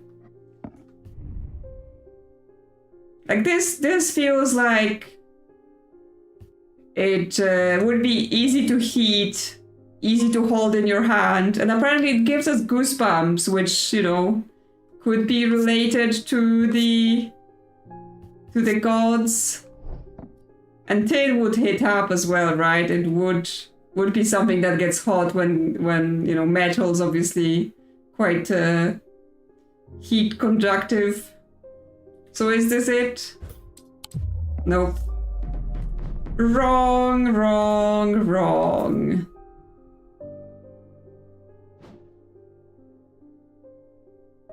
I mean, obviously I could have been completely wrong saying that it's something that's to do with the Wixig art. And that was broken. You know, like my thinking there was not correct.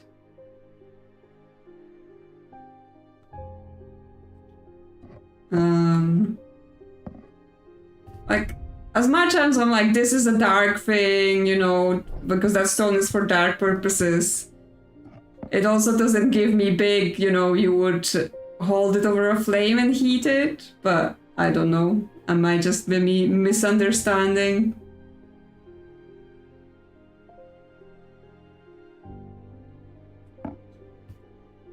Yeah, it might be not connected. I may have like led myself astray with that logic.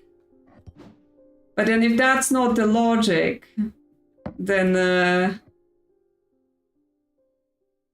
yeah, so the broken path is mentioned in the Amphibian Talon, right? So this is to do with the nameless gods, which are only mentioned here. Initiation rite. But yes, this is where they were using the witch's fingers. So this is the talon, right? That was used for this. So the only thing we know really about it is that it has a ring with snakes. And it has more of the necrotic corpse to it. Yeah, I mean, we do have snakes here. This is made out of bronze, and it has the onyx gemstone, stone of night and darkness. Those are those who fear it and those who are seduced by it.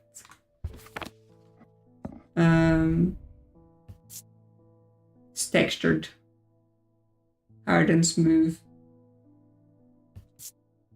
Nothing in perception, nothing in sound and smell.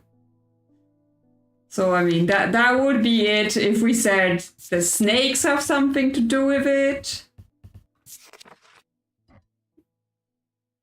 But this is a pendant, right? Which, again, it doesn't give me big. You'd hold it in your hand.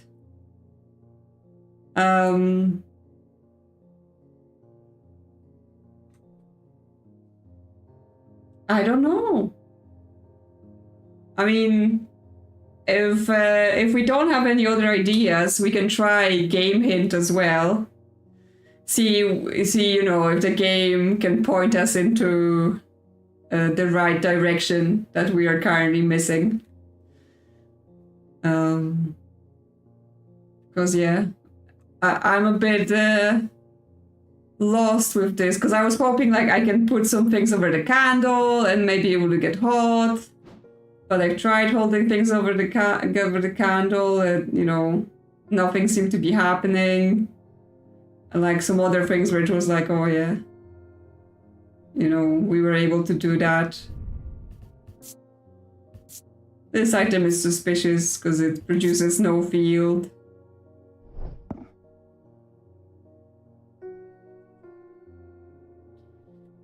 So on this guy we have fire, ice, paralysis, which not sure. Oh, but this is covered in soot. So I dismissed him because of the ice paralysis, but similarly to the things we were putting, like the goat's blood and stuff like that, if it's covered in soot, that would implicate his putting it in the fire. There we go. We just had to look slightly closer. So it was actually correct that it produces the Wixic field, but I dismissed him because of the ice symbol. I was like, why would there be ice on him? But I was too hasty. Yeah, it wasn't my choice. Like, I was just like, he doesn't seem to fit. Like, the symbols were leading me at different directions.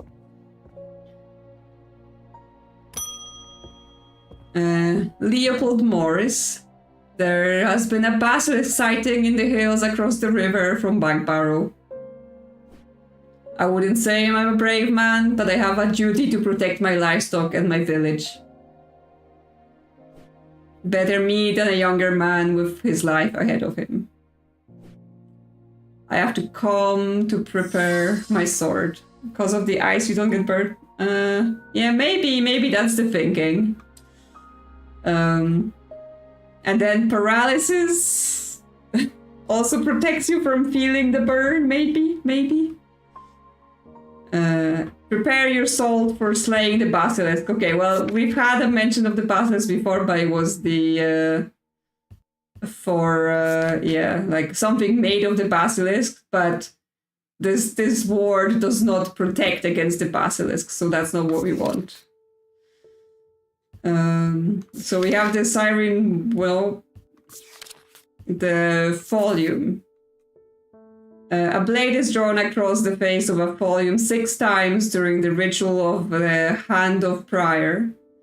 Dreyer, huntsmen, and those wanting to prove themselves perform this ritual before seeking out the basilisk, as a volume blade is the only known way to pierce its thick iron. Yeah, that one was like, you know, several levels of like linking the, you know, the meaning of the symbols, the field, the fact that it has soot on it. I guess it was also made of stone, so again, you can heat stone, but like my first thinking was, you know, metal would be a better thing to heat. Okay. So drawn across the face of a volume. Hand of Prior, okay, only mentioned here.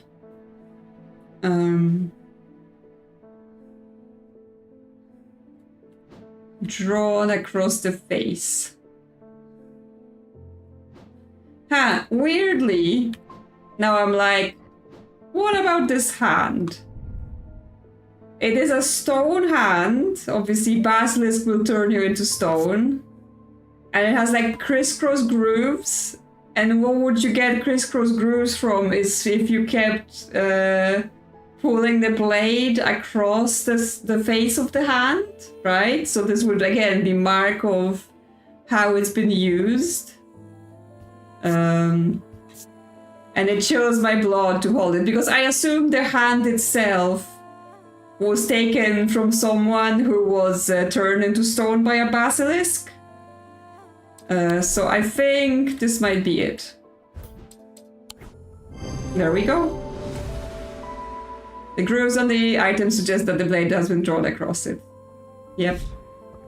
See, sometimes they ask for things, and even though the descriptions are not like obvious, something in my brain immediately goes like, that makes so much sense, this must be it. And sometimes they say something that I'm like, what do you mean? I don't understand what you want. Francesca Robertson. We haven't heard from Verona yet. They've escaped. At first, my patients grew agitated when I used the Gaudian Siren, but then I had a breakthrough. Vivian Cartwright woke up. She seemed lucid, calm even. I made a stupid mistake and loosened her restraints. I don't know what happened, whether the siren stopped working or if perhaps it had never worked and she tricked me. Well, what did you do? You let them go. But almost immediately she changed back and turned violent. Before I knew it, she had managed to free the others. We tried to stop them, but they fought their way out of the hospital. I have no idea where they've gone. Well, I know where they've gone. They've gone to the museum to get the goddamn coffin. Okay. Do we go to the museum? Or are we not prepared, right? Because we have the Museum of History on 11. We can take a peek. Hopefully we won't die. The Museum of History has a quiet grunter lined with row upon row of trinkets and curiosities. It's not unlike Strange Antiquities in that regard, though I doubt there's much of use to me here. The curator ushers me away. Eli and I have an agreement. You know you're not to take anything from the museum. Okay. Well, at least there isn't any cursed zombies in here just yet. So I guess we can go to our next day. Okay, well, we're almost at the end. Almost imperceivably, the casket began to absorb the crepuscular power that had leached into the stone and the earth of its lightless tomb. Those are some big words.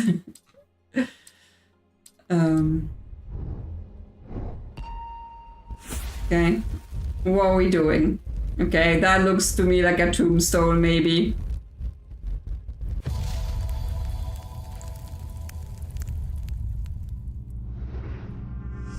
Ooh.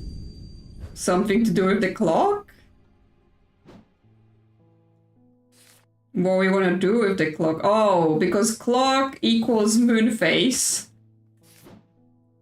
So we want to... Okay. We want it like this.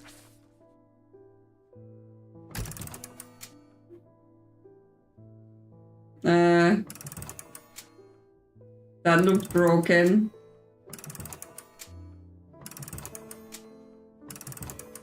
Okay, so this is the right clock. And then if we flip it, it gives us half moon on the right. And then if we go to the catacombs, is there a half moon here? Yes, there is. Over here, this grave appears to have the correct configuration of the moon. The air is stifling in the darkness and the claustrophobia of the tunnels almost overwhelms me, but I press on. I remind myself that there are few who venture down here, which means the chances of an interesting find are higher.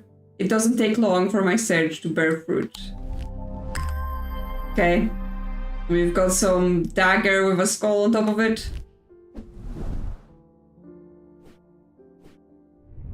Is it? Nothing to remark. Yeah, it's gold.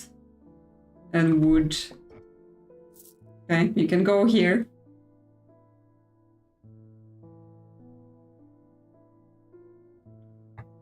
Key break. Values white. The Witherance was a terrible idea. Well, why did you do it? I've only gone and made things worse. Oh my god. I wish Eli was back. He'd know what to do. Well, if you told me what was going on, I could help. Some years ago now, a friend brought an item to me, a black casket, and I learned that it was a dark article. Okay, so it was a while ago. I should have brought it to Eli right with then and there, but I knew he would want to destroy it. Probably rightly so. I'm a collector of things. It seemed too important to allow it to be destroyed, but I see how naive that was now. People in this town, this casket is far more dangerous than anything I have come across before.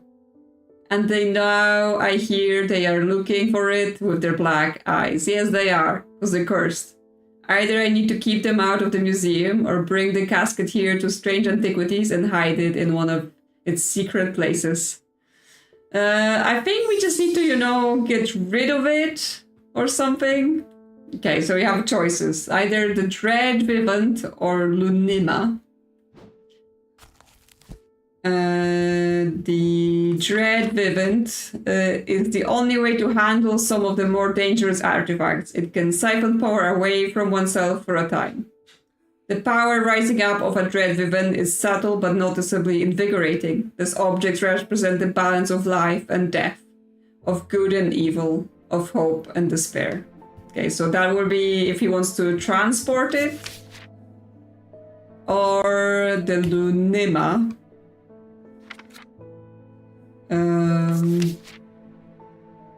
Lunima, also called a moon pool or heart of tranquility, harnesses the power of the elements to create an aura of unease. They can be used to keep people away from places they are not welcome. There is a superstition among thaumaturges that says that a Lunima should not be used when the moon is full. It is not known where this idea came from. Okay, so the Lunima would be to basically keep the people away, right? Get the infected people away from the museum. And the Dread Vivant would be so that he can transport the casket here to Strange Antiquities. Which, considering that he's had this casket this whole time, and all he's managed to do is curse the town, it seems to be better in the hands of people who know what to do and people who could destroy it, because I know he said he knew Eli would, right? So we know Eli would do the right thing. So I think the Dread Vivant is what we want to do if we want to get rid of the thing instead of just conceal it and hope no one gets it. It can siphon power away from oneself for a time. The power rising up of a Dread Vivant is a subtle but noticeably invigorating. Those objects represent the balance of life and death, good and evil, hope and despair. Okay, so there might be some symbols on them to do with life and death. Or light and dark, right? Good and evil, hope and despair.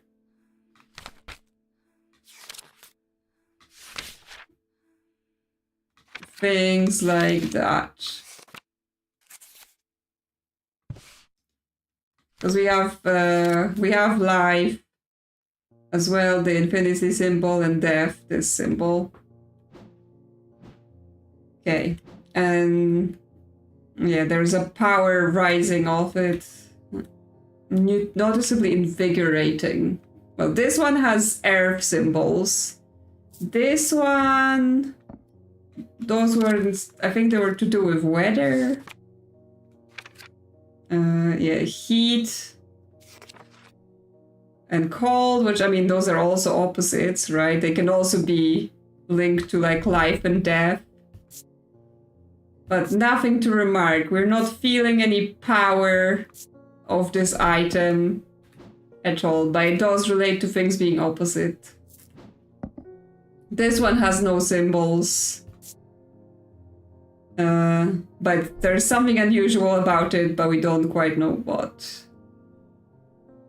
This one has all of the weather symbols. And there's nothing about any power. So this one's something to do with the weather. This one was the various elements, right? So it has air, water, fire, and earth. A feeling of disquiet lances through my body. Invigorating. Yeah, there's a few opposing symbols, right? Because it's like this one has opposing symbols. Because yeah, everything else, there are no symbols on them. So actually that's the only thing, I think, where we have symbols and they're opposing, like directly opposing. What is the stone for?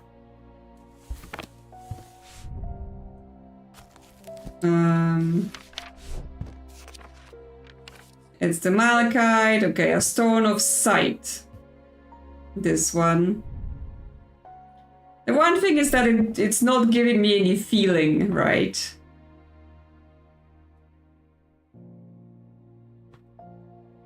The gray one calms you.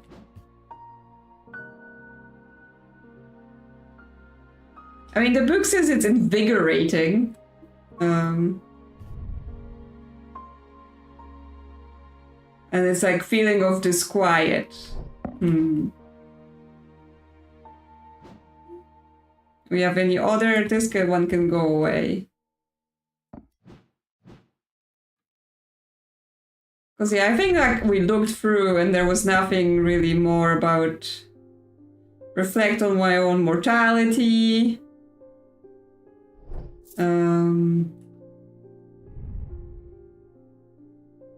Unsettling, pierce my soul. Nothing. Sense of being watched. Gives me goosebumps.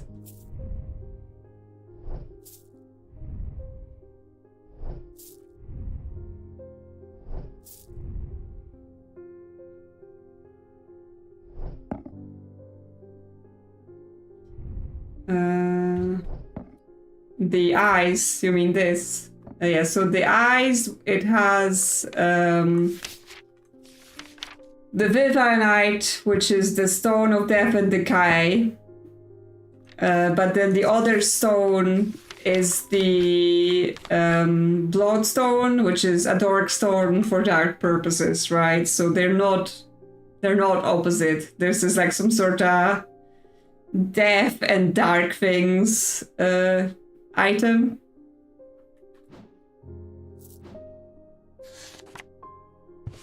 Yeah, we have heat and life, the sandstone. So if we had heat and life and the Vivianite, that would work, but I don't think we do. Right. Yeah, I mean, it's good thinking, like in terms of it could be gems, but I think that's the only one item we have with opposing gems, and they're not the right sort of gems.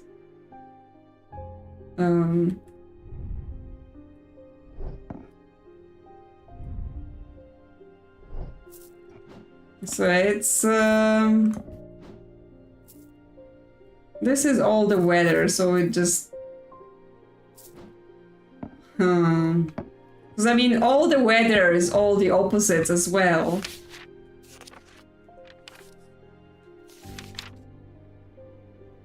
But it has a stone of earth and nature, so I don't know.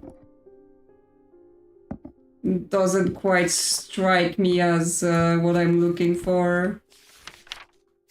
Because yes, all of those things are fog and storm, thunder.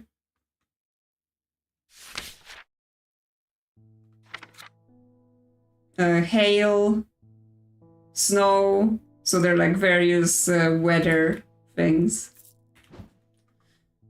So yeah, I guess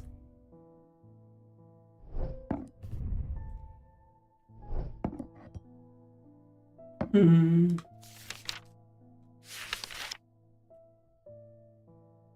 I mean, if it's a stone of, it's like something to represent balance. Obviously, you know, air, fire, and water are also the all opposing elements.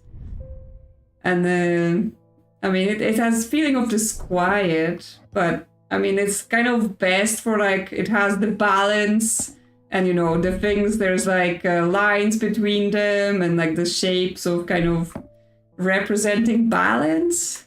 So it might be this. Okay. Yes. There are symbols of the elements, feeling of disquiet. Okay. I guess I didn't really connect the invigorating with the disquiet. I don't know, not quite what I had in mind. Okay, well, hopefully that means he will bring the thing here and we can get rid of it.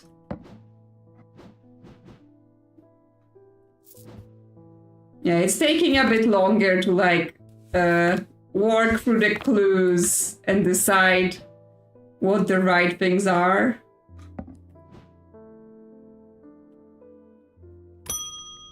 More mail. There's an uneasy quiet in town today. There aren't many people out and about. I'm heading straight home as soon as I'm done with my deliveries. Yeah, I'm not sure, because like obviously invigorating, I would say like you would feel full of energy and, you know, unless we're saying like nervous energy, like, you know, disquiet as in you're antsy and jumping all over the place because of the nervous energy. I have recently come into possession of a number of texts on the subject of arcane artifacts. You are welcome to them if they are of any use for you. If I don't hear from you, then I will donate them to the library across the street. Okay, so they live opposite the library. So we have... Where is the library? Wordsworth Library, 26. And you live opposite, so you live here. Several of the scrolls look promising, but they are written in Dradic script and my understanding is too rudimentary to make use of them. If Verona was around, I'm sure she could translate them, but she isn't and I can't.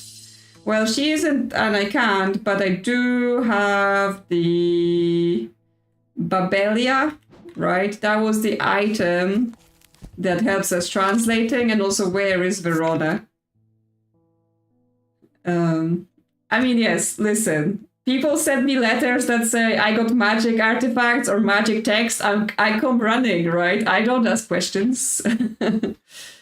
Yes, Babelia helps with translations. So if I just use the Babelia, where did I put it?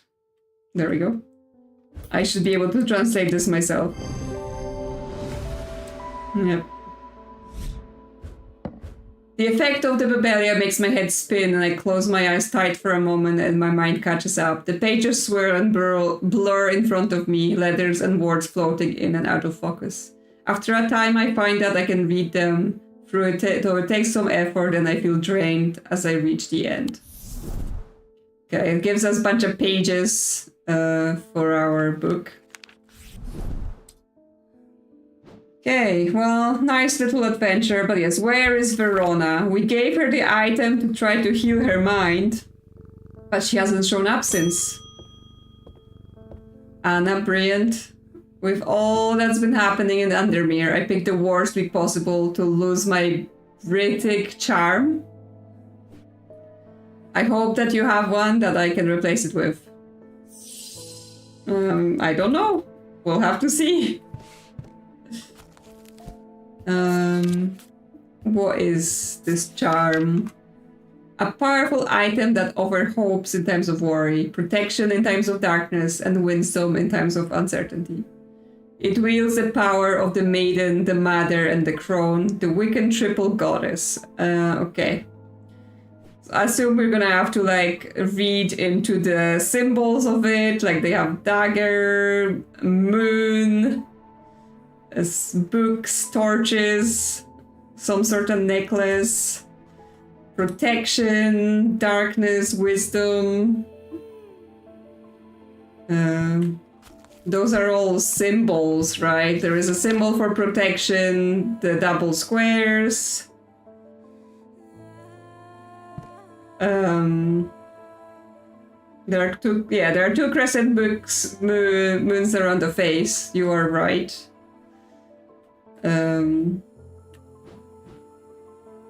Yes, this item, right? Like, we don't have any... It doesn't have any symbols. But the way it looks, right? Fits pretty nicely with this picture here of the Wiccan triple goddess.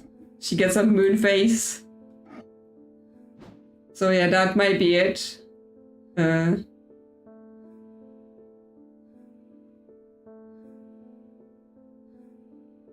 So yeah, I mean, there is nothing else here that would have any sort of symbols that you know, would correspond to the other things.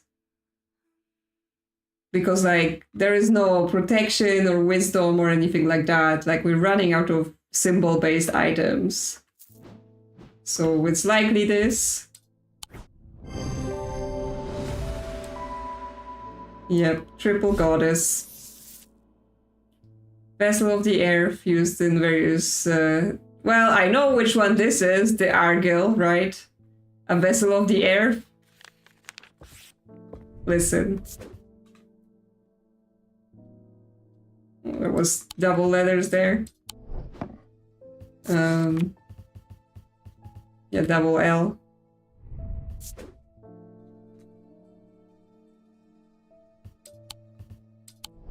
Just leave that there for later.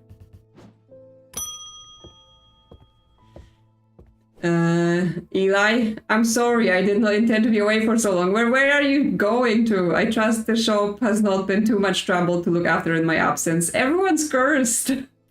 I have learned a lot from my time in Oxford. There is a powerful dark article here in Undermere called the Nailian Casket. Yes, we figured it out without you. And now you're telling me that my foolish half-wit of a brother has had it in his museum this whole time? I know how to destroy it, but it's not going to be easy. Whatever happens, it must not be open. Yes, we know! We will need to create a pillar of Solaris. From what I gather, such a feat was not been attempted in over 500 years. I just hope there's enough time to prepare. Well, we only have like a day left. I'm afraid to say I can't stay. But I'll be back as soon as I can. Where are you going again? We're about to get everyone dead and you're just walking away. He's not very helpful. A pillar of Calaris is a powerful blast of energy that can consume the darkness. In my opinion, it's the safest way to destroy powerful dark articles. It can only be produced at a place of significant atomic convergence. Strength and weakness, light and darkness, align the opposing powers at opposing compass points. With Corchan's light, the strong will be made weak, and the dark will be made light. Okay, so similarly to the previous game, we're gonna have to perform some ritual at the end. However, this feels like significantly less clues than what we got in the first game. Is there anything about this pillar in the book as well? Or this is the note we have in order to not mess up the end? Yeah, there is nothing about it here.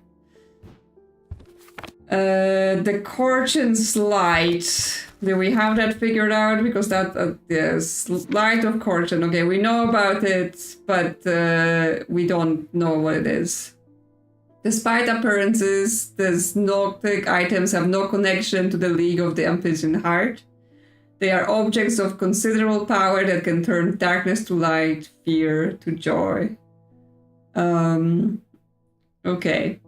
Despite appearances, Noctic items have no connection to the League of the Unfazing Heart. The League of the Unfazing Heart, they had the items that looked like snakes, right? Because, yeah, they were to do with the talon, which was the fingers with the snakes on them.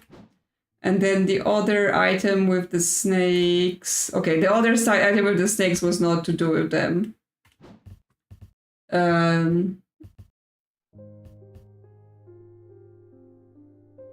So that's not it. But something about this item makes it seem like it's connected to the Amphisian Heart. Power that can turn darkness to light, fear to joy.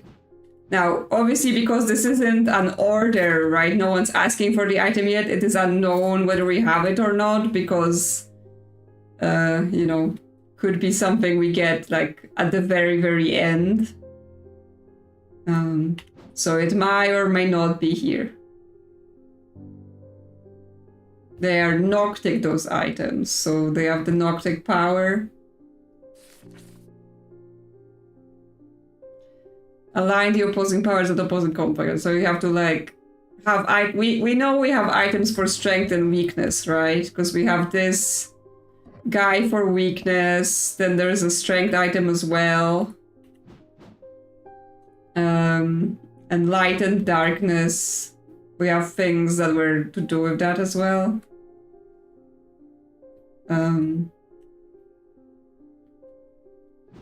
But yeah. For now, I'm like, obviously, we're not doing it yet, right?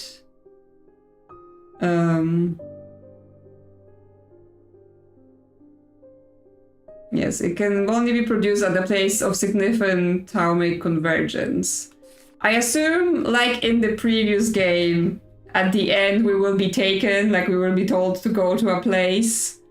And then we will be told, put the items here and stuff like that. So I assume for now, we're okay to just, you know, keep with the customer, see if we get any more items, see if anything else happens, and then we can go into, like, actual proper solving it. Verona has not been back. Isabel Stowe. I had my energy drained by some disturbing evil power. For days now, I have felt tired and frail, and then today I found something that horrified me. Beneath my bed, I discovered a carved wooden effigy with a strange symbol painted upon it. I don't know who has done this to me, but all I want to know for now is to lift this feeling of weakness. Okay, so she's feeling weak and she wants her strength back, which... We've had that item that gives you strength, because again, people asked about it. If I can remember, I guess we can look for strength in here.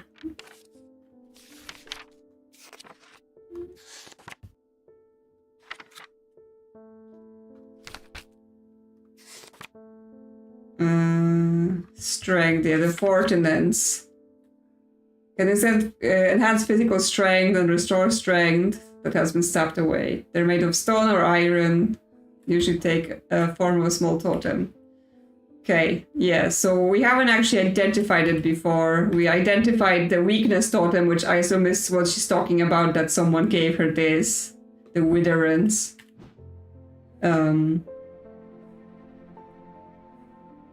Do we have... like strength? Okay, strength. Okay, I can see this guy here, perfect match for the strength symbol. So I think this is what you need. Yep, it is strength. It's made of stone. That one was easy. Yeah, they have to give us something, you know, so our brain isn't completely destroyed. Susan Hill. I would like a blood bag. The nameless ones are restless. I am ready to hear their voices. Okay, well, don't do anything crazy. It was once through that this object. It was once thought that these objects could be used to commune with the dead, but it is now widely believed that such a thing is not possible.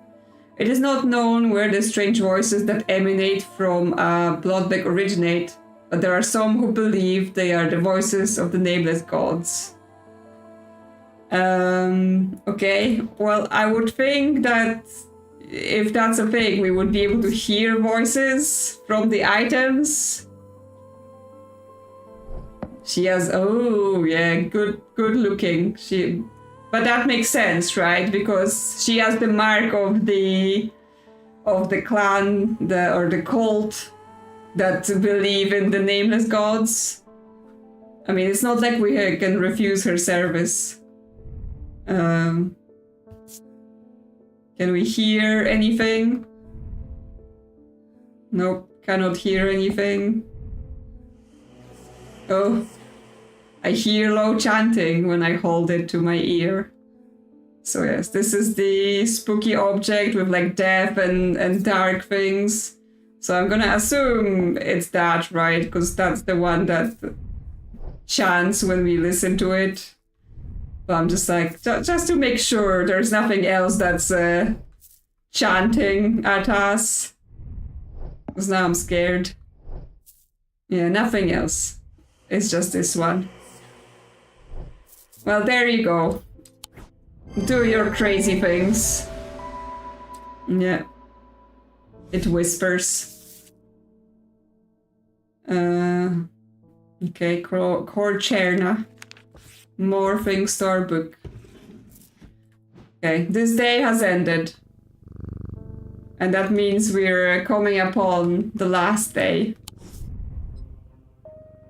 Thaddeus runs along the dark corridor, his eyes wide with terror. He clutches the largest remaining shard of the shattered Lunima in his hand. Oops. He only has one thought in his head. He must not allow his pursuers to reach the casket. He will draw them to the armory. It's his only hope. His heart sinks as he rounds the corner. No! 3 more black tie assailants are coming from the other direction. He is trapped. His final thoughts are consumed by fear. There is nothing stopping them now. The casket will be opened and it's all his fault. No!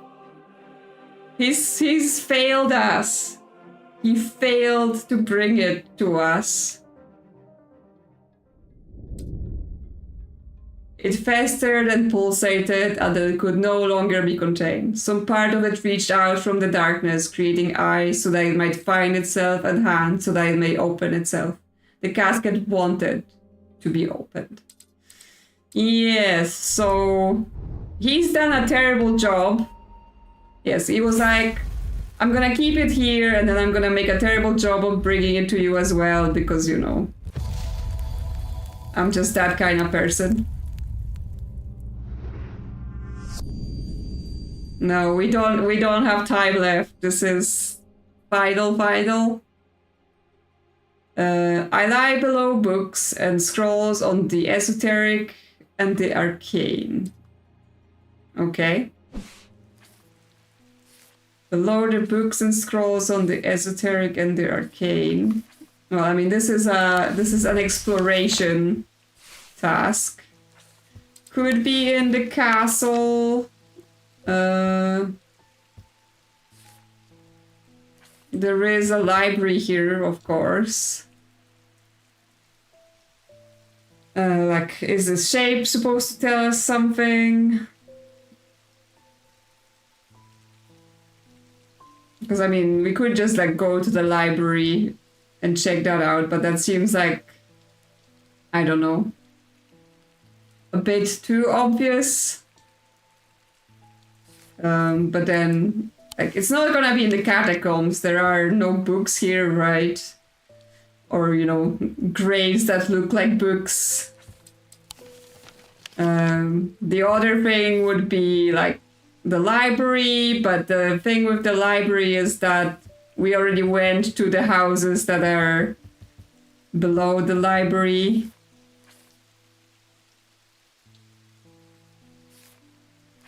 on the esoteric and the arcane. I mean, we know that the castle belonged to... Well, I mean, we don't have any books. I mean, we have the books we use, but we're not a bookshop, right? We're just a occult object shop. And the same with the museum. It has objects mostly, not books. And there isn't a strange bookshop yet in this game series. So I'm just more thinking, is it the library in the castle? Is it something to do with the library in the castle? We haven't been in the castle for a while. Entering the library, I am drawn to a dark alcove round to the right bearing the title Assortica and Arcana. I'm sure there is much to learn here, but sadly a cursory glance is all I have time for today. Piled up on a reading desk, I find books on ornithology alongside bestiaries of the old world. You can learn a lot about a person from the books they read. Okay. Yeah, and there could be underneath,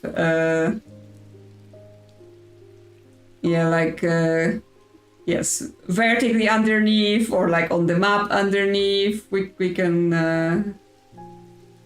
okay, because this is just, so this shows us where in the library that bookshelf is, right? So it tells us it's up on this wall.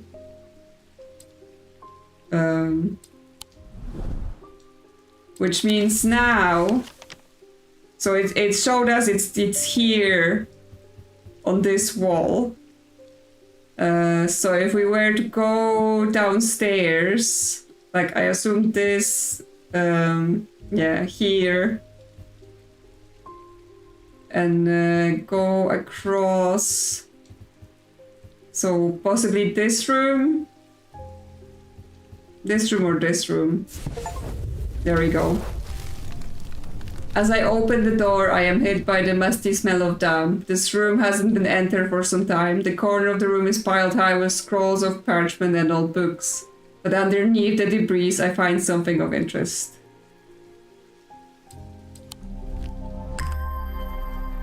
Okay, we've got this item.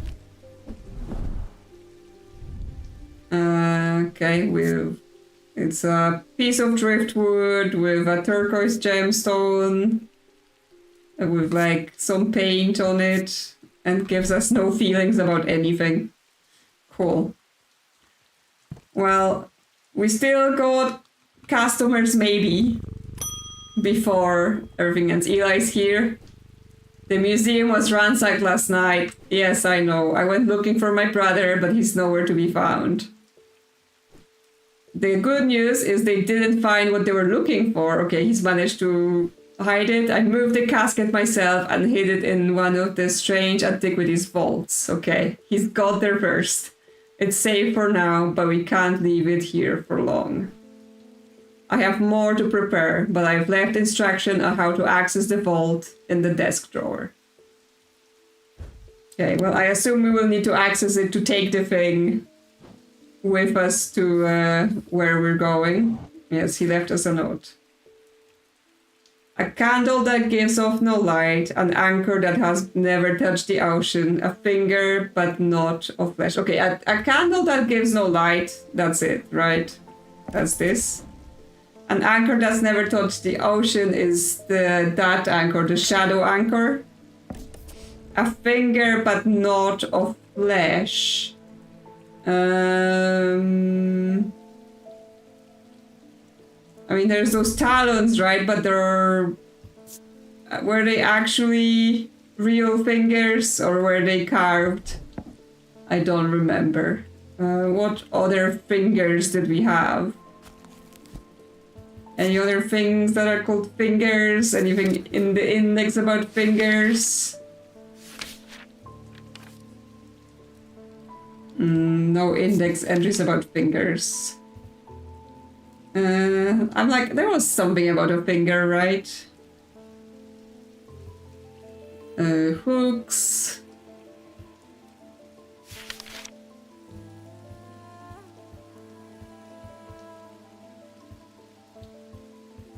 Holy rings, totems.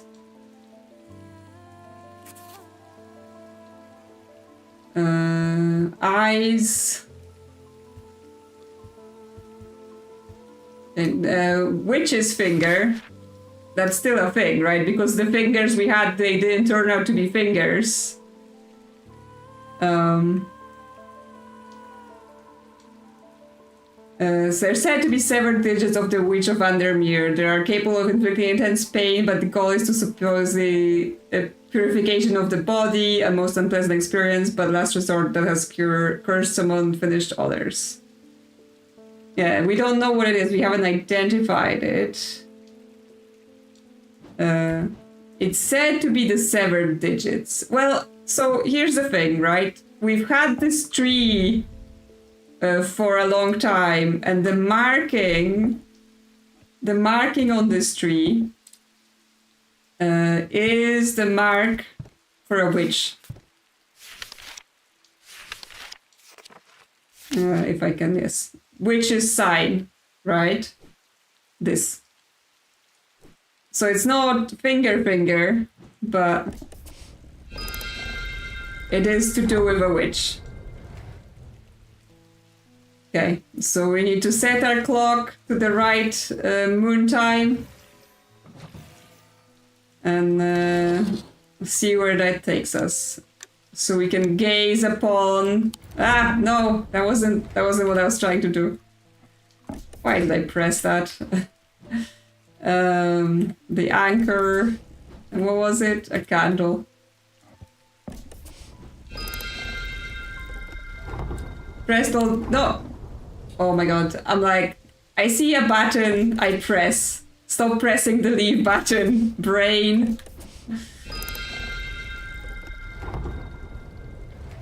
Okay, calm down. Don't press the leave button, press the accept button. There it is. Gaze upon it. Blackened wood. It's rough. Smooth. Should we open it? Doesn't smell or sound like anything. A complex feeling comes over me. It is both horrifying and yet compelling. Should we open it? It wants to be opened. It wants to be opened. Kitty, do you want to? Imagine if the cat opened it. Okay. Fine. I won't. I'll just, you know, be prepared for needing to get it when the time comes. Okay, any customers today? The mailman's here. The lake has turned black. As omens go, I'd say that's probably quite a bad one. Yeah, sounds pretty bad. But the mail won't deliver itself. Yeah, he's like, apocalypse, whatever, I'm delivering. I found this note in an old writing desk up at Gleeston Castle. I expect it will mean more to you. Fear in autumn, rising in winter. Yeah, it feels all too present as we hurtle towards winter and a terrible, unknowable fate. Okay, so this is for the castle. Yeah, fear in autumn. What is fear? I have forgotten. Yes, the shop is definitely a magic item in itself. Okay, fear is the triple 3 lines crossing and rising in winter. Okay, so we want to put the fear in autumn here. And then rising in winter here. I searched the room at the foot of the western tower quite thoroughly before finding papers. To my dismay, they are largely the scrawlings of a madman, but amongst this nonsense there is some valuable information. Okay, we get few more pages for our book. As if, you know, we needed more things that need deciphering. Okay. Any customers or just the end of this world part in here? I have discovered the missing piece of the puzzle. Okay, let me know what it is. There's an ancient shrine of the nameless gods at the skull of Blencarta. It seems humanity tried worshipping them once, long ago, before we learned how little they care for us. We must take the casket there. Whatever happens, we must not allow it to be opened. Well, I got that part. Okay, so... Skull of Blencarta. Okay. Remember that. Eli's back again for 5 minutes. It's time to end this now. Bring the casket to the pit. Okay. Well, I know where the pit is. Okay, let's get the casket out.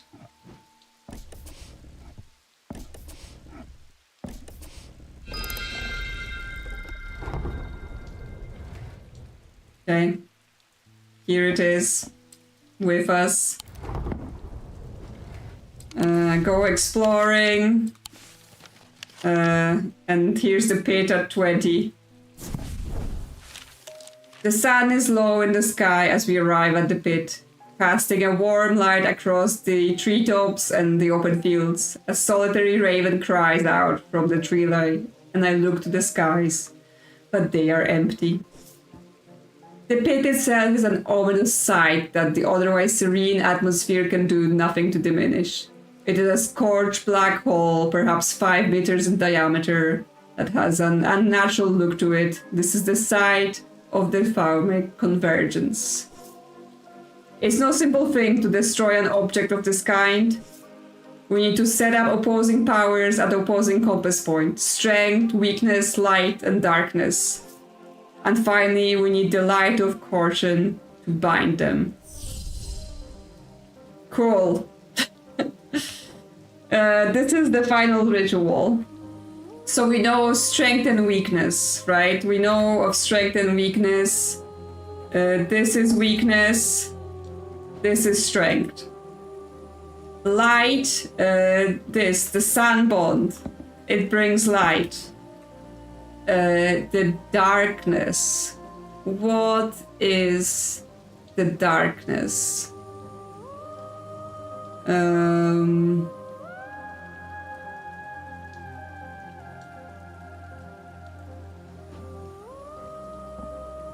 Don't need this right now.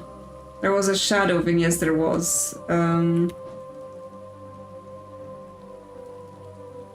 Just read the names. Solemn, Ambra. How about I put you all away for now? Candle, Resonant Compass, Ward, Ossic Ring, Grace, Bloodbag, Sleeve Vessel, Loam, Shimmer, Libla, Shield Charm, another charm, Silent Breath, Eye, Valent, Gris, Spire, Hornshackled, Thunder, Morgan's Folly, Binding Seed, Ari's Remnant, Akus, Hearing Charm, Shadow Hold. So we have the light, the shadow, the weakness. Yeah, so we have the place, strength and weakness like that. I like the opposing powers at opposing compass points. Do they have to be specifically like a thing, or just as long as they're opposing? So like if we put the strength here and the weakness here, the sun bond, and then let me just read about the shadow hold just so I understand what this was.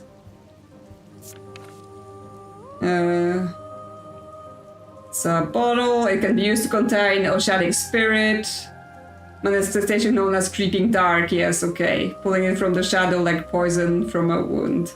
Okay, yes. So it's definitely to do with darkness and shadows.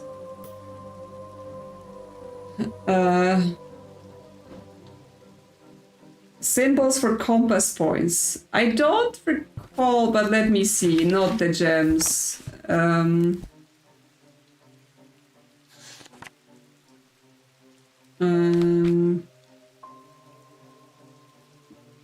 Elements, metals, seasons, unless we consider like seasons to be something, but then how would they be linked?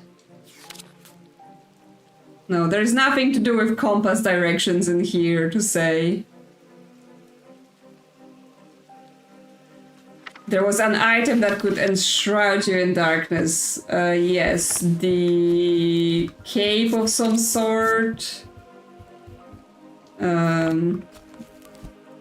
What was it called? Is shadow mentioned? I guess we can just look. We have Shadowhold, Sunbone. That's to do with darkness. So it specifically talks about light and darkness, and two items that are linked to dark is the Shadowhold and the Sunbond. But yes, we can look at the Shroud.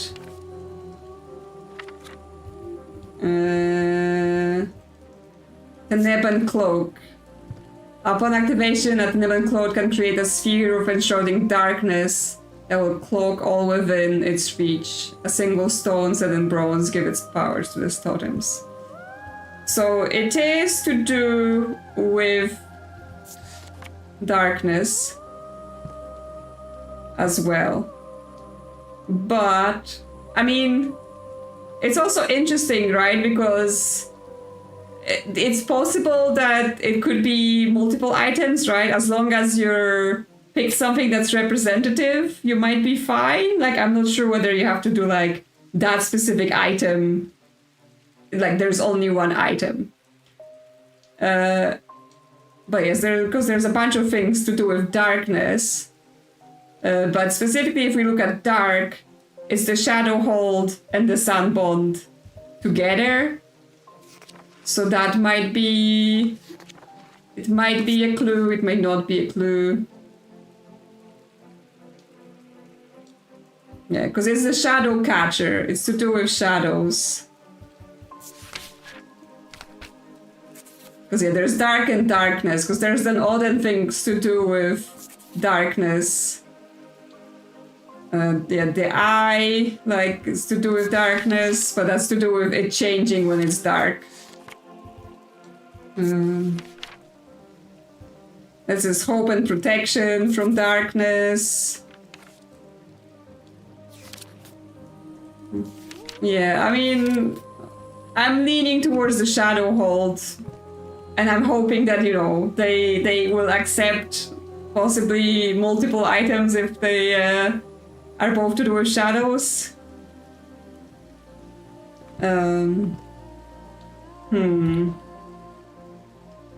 Okay, well, we still have to identify what the middle item is, right? Because we don't have that yet. So we can... once we've done that, we can decide. So the Tenevan Cloak, single stone set in bronze, which is this, okay? Just put it here for options. But yes, the... What was it? Corchin Slide. No.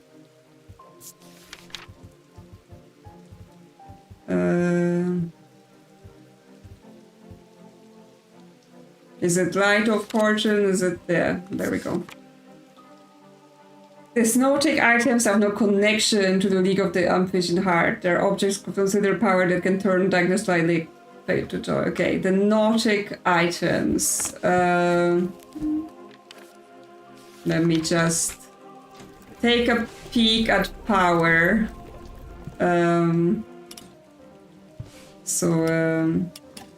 There. Put it to the top, put this to the bottom. Okay, it's the spiral, I should remember by now.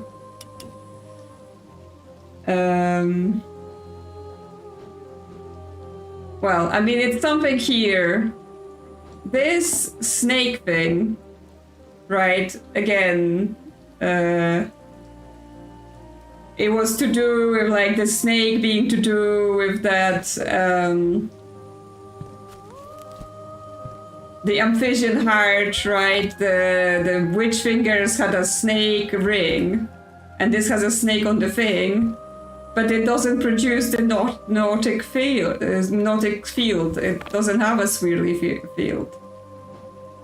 So it is not the snake jar. This thing does not have a field whatsoever.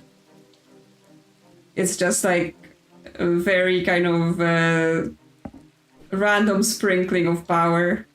Unless it's some weak field that is impossible to read. That's not it. That's not. We know this is the air thing. That's not it. Nope. Nope, very weak. Okay, well, I mean, this one is swirly and it also has snakes. Nope. Swirly as well. Nope. Swirly as well. Not swirly. Not swirly. What kind of field does this have? Okay, it also has the nautic, very strong nautic field. Okay, so those are the three candidates. So we have, this was heat and ice as the symbols on it. I'm pretty sure I remember checking this like multiple times now. So this item talks about opposing powers. Yeah, it's heat and cold. So that's what this thing is about. We've got snakes with a stone, which again, snakes could be something to do with the design that's to do with that all god. The stone of night and darkness. There are some who fear it, some who are seduced by it. And then there is this dagger. So again, something to do with death and that kind of things.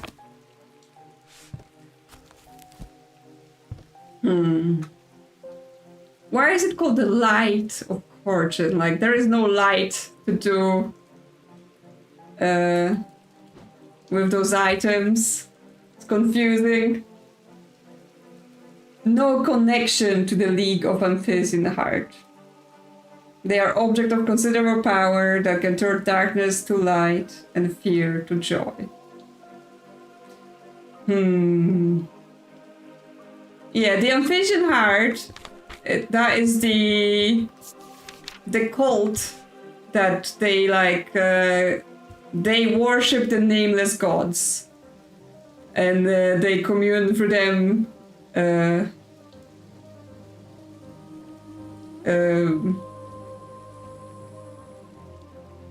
with the broken through the broken path.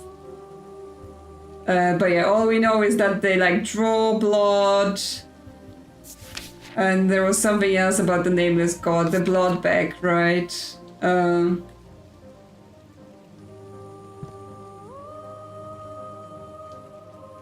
Which was the two eyes. No, this thing. That's the blood bag. So, like,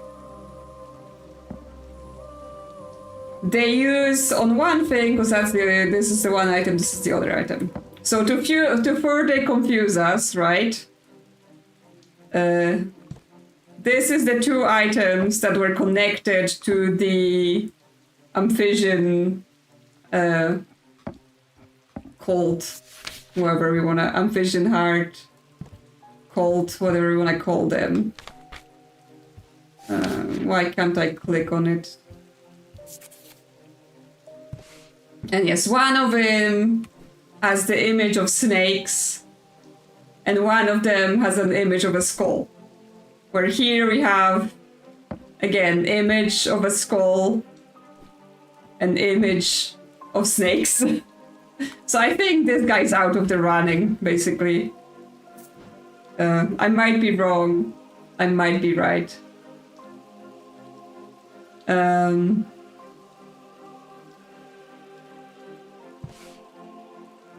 Yeah, so I'm trying to logic.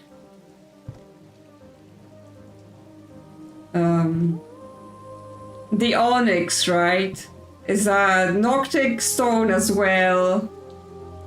And it says that the light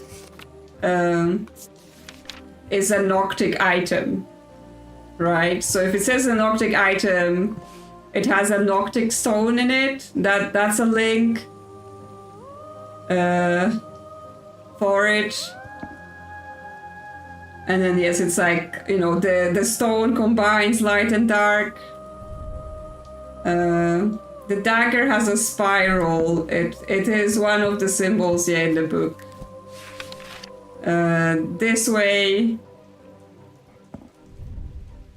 I mean, it would be rebirth spiral this way, but it's not quite the right amount of swirls.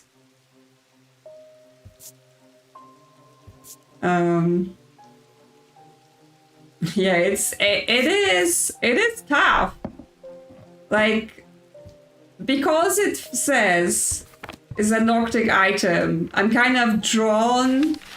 I'm drawn to the snakes, and I'm drawn to the fact that the onyx itself is a Noctic stone, right? So because that gives us two links to the thing. And again, the imagery of the snakes has previously appeared.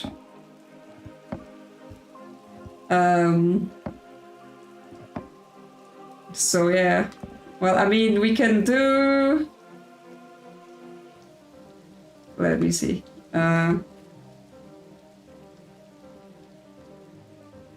We can do it through a poll. You get to vote to see if we live or die. I think it's the snakes, but I could be wrong. And yeah, the pendant having two snake heads could be two things coming together. But yeah, the dagger could be... I mean, the dagger would be more splitting rather than connecting.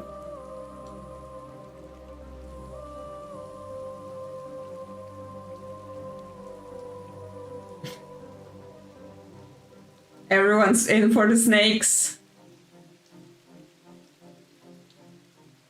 Snakes make a more convincing case. Okay. Yep. 7 votes for snakes.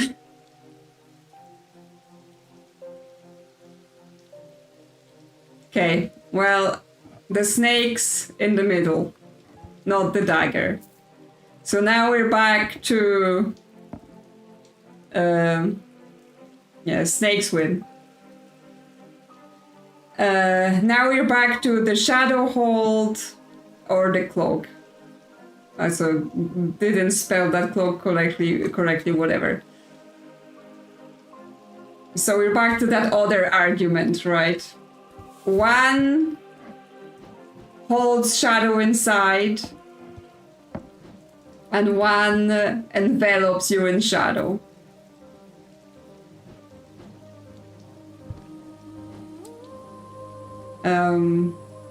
Like, the shadow hold was my original choice, but the cloak could be right as well. Oh my god, this is so hard. Like, literally, again, in horticulture, it seemed obvious. Sphere of enshrouding darkness that will cloak all within its reach. A single stone set in bronze. Okay. No, that's not the letter. Okay. Strength and weakness, light and darkness. Align the opposing powers at opposing compass points. With Corton's light, the strong will be made weak, and the dark will be made light. I know, now I'm feeling like the cloak.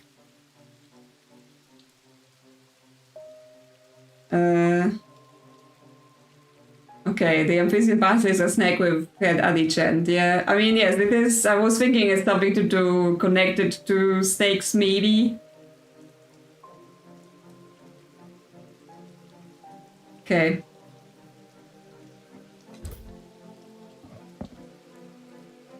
How are we feeling? Are we feeling like we're about to die? Or are we feeling like we're about to get save the town once more? Pet the cat one last time. We can also read the text again. Yeah, strength and weakness, light and darkness. Opposing powers at opposing combat points. Okay. Well, I think there is nothing else left to do but to try this.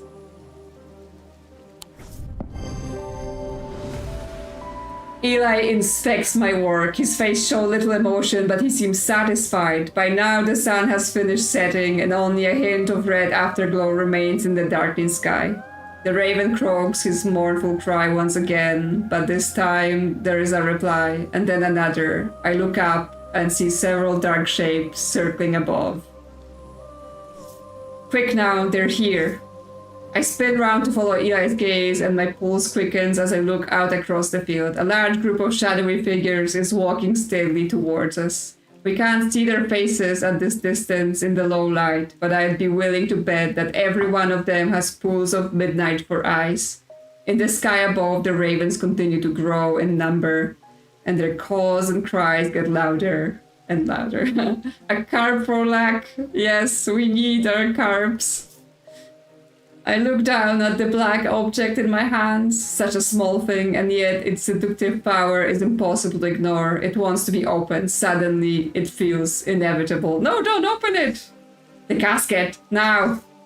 But I'm not sure I want to give it to him. What? It says I can give a Wixie cord or the casket. I mean, I assume I'm giving him the casket. Why would I want to give him the Wixie cord? Oh, to distract him, right? That was a distraction. Because of freezing effect in the body. Earning them the... Okay, so I could freeze him and then run away with the casket. I'm not doing that. Have the casket. The wave of intoxicating power washes over me, but I hold strong against it. I hand over the casket and together we begin activating the items arranged around the pit, working as fast as we can. It still takes longer than we'd like, and when I look up again, the thaumaturge has fear in his eyes. It's not working. He's clutching the light of Corton, but it's lifeless in his hands. Such as I'm, oh no, Verona! We didn't succeed. I turn to see the occult scholar. Her eyes are black and she has a dread vivid in her hands. Where did she get that from? Not strange antiquities, I hope. She must be using it to dampen the power of the light fortune. We will take the casket now. It will be opened. All around us, the black-eyed mob shrieks and cheers, jostling and shoving and tripping over one another in their frantic race to reach the casket. Those at the front are nearly upon us. All hope is lost. But the thaumaturge springs faster than I do. He quickly activates the Daedal Sling and floats out across the pit, clutching the casket. The mob around me pays me no attention. They only have eyes for the casket. Eli's begin to speak quietly at first and then rising in volume until he is almost shouting. I am no longer afraid. I am the dirt beneath the ground and the rock below that. I am the dust stretched thin across empty space. I am everything cold and dead and dying. But I am also the heat and the light, the wind, the ice and the fire, the leaves on the tree and the water in the river. I am everything warm and alive and living. At that moment, Eli locks eyes with me and suddenly I understand what I need to do. I charge forward and tackle the possessed scholar.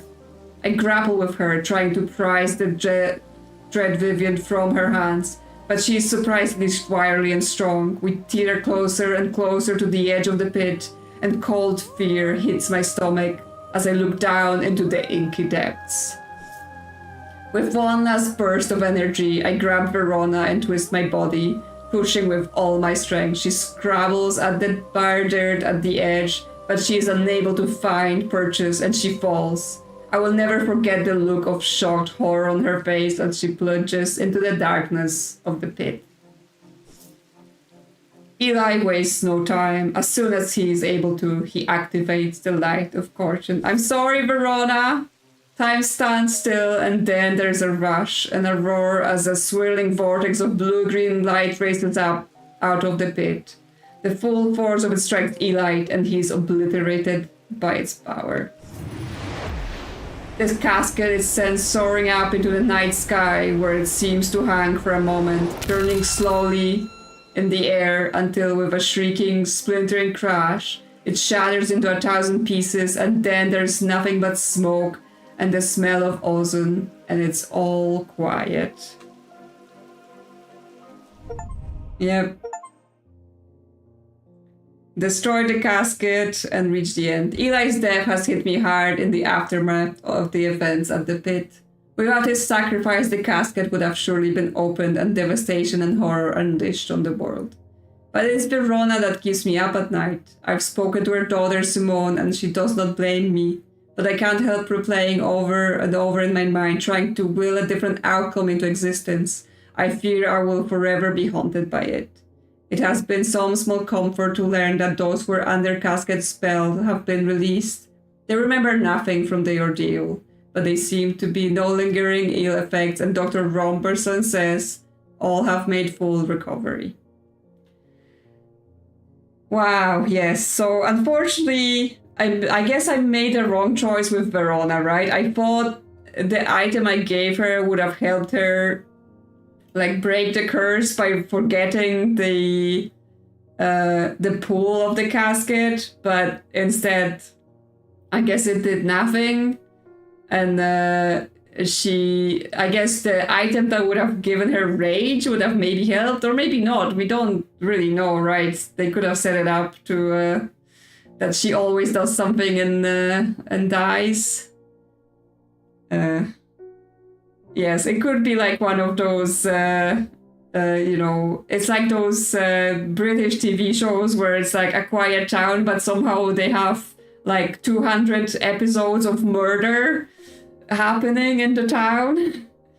So, it just happens in quiet countrysides in England, right?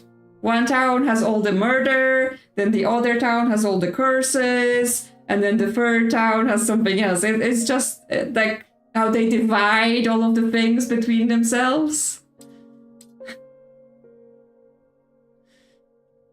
Yeah, Eli's deceased. Verona's deceased. Rebecca's, the artist, alive. Baron Potter, the useless adventurer who brought us here, is alive. Edmund Bishop, alive. Francesca's alive. Bonnie's insane. Sorry, Bonnie. Aubrey Bell, deceased. Jack Hungerford is insane. Thaddeus White is deceased. Simone Green is alive. And we rescued Jupiter. Okay, well, that's a lot more death than what I got in Strange Horticulture, right? Because in Strange Horticulture, I think I had the Sisterhood die because I gave them the wrong thing. But yeah, bunch of them are gone. Bunch of them are still here. We're still here to run the show. But yes, the most important thing is Jupiter is safe with us in our shop. And I guess we own the shop now, right? Like the owner died, so I guess it's mine now. That's how you get things in life. You just like kill the previous owner and then it's yours. So yes, I got ending 7, a noble death. The casket has been destroyed, but at what cost?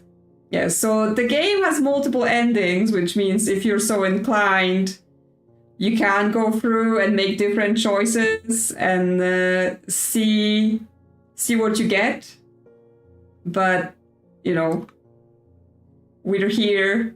That's our ending.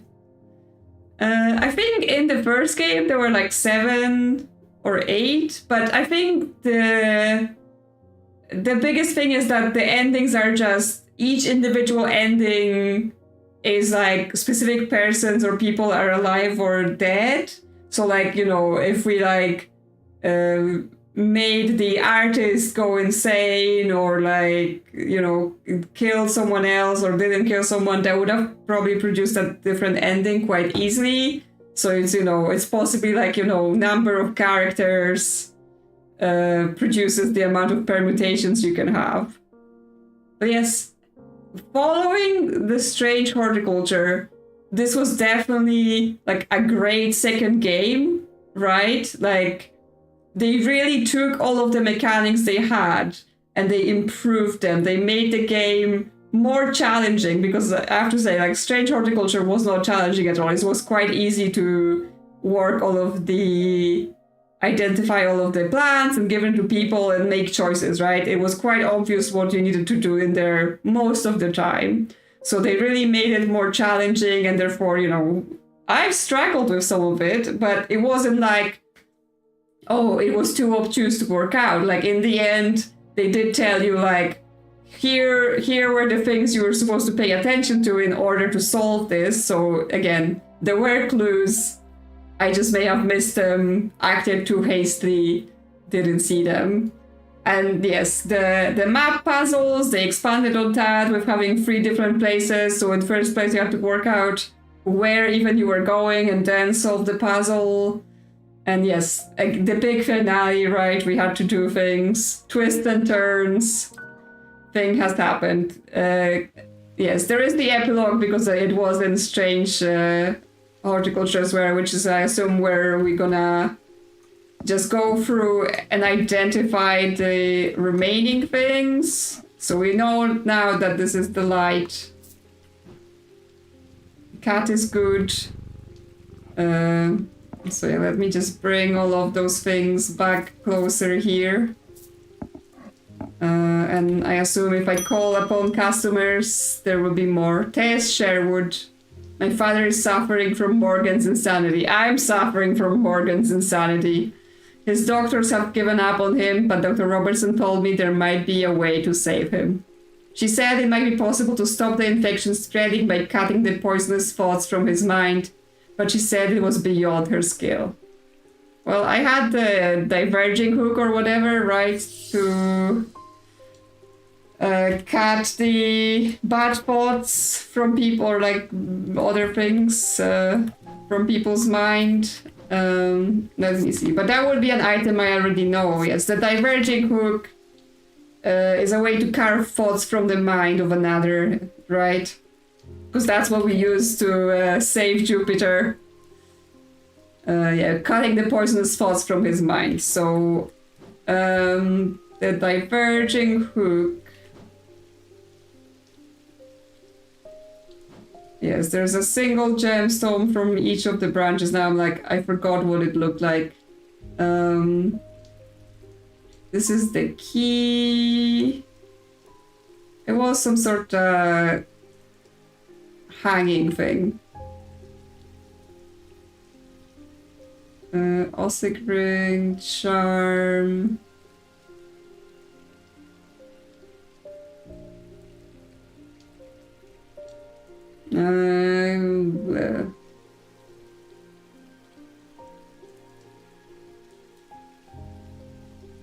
Like, what did it look like? There we go, diverging hook. Yeah. But that's an item we already know about. I want to identify my other items. Peggy Grafton. There's an old hermit living out past Westwater who barely comes into town. He brings me lists now and then for odd things. This time he wants something that will pull water from thin air. No idea if he's mad or onto something, but I ask around. Pull water from thin air. Okay, that's new. Not something I heard about. Do we have anything about water in this book?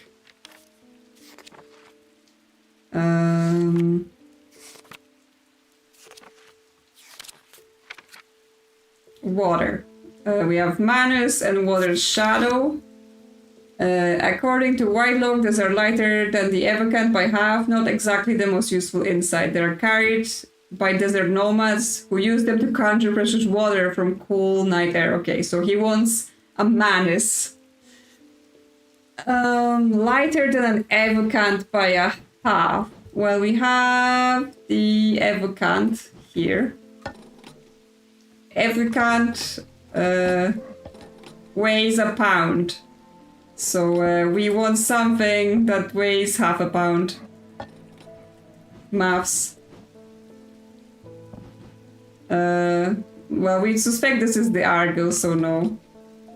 This is slightly heavier. I assume it's exactly half. We know what this was, right? This was the witch's fingers or whatever. Nope, too heavy. This is a potential, and I think this is actually the... Yes, they're like, oh, we're not gonna... Because in the horticulture, it was just Simone comes over and it's like, give me that, give me that, give me that, give me that. So, like, they spend a little bit more time on it this time. This is heavier.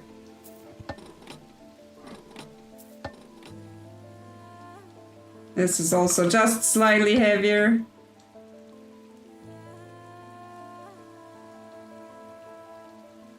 I'm like, you know, zooming in to see if the lines align.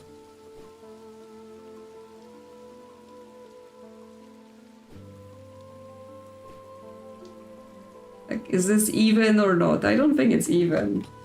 Okay, so we have this or this. Well, the hand, the one thing I'm thinking about the hand is that it has the blue stone. Yeah, the blue, pale, or turquoise, right?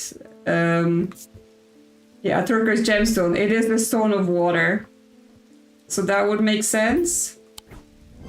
Yep. Aquamarine gemstone, stone of water, and yes, it is half a pound. Okay, let's put this back.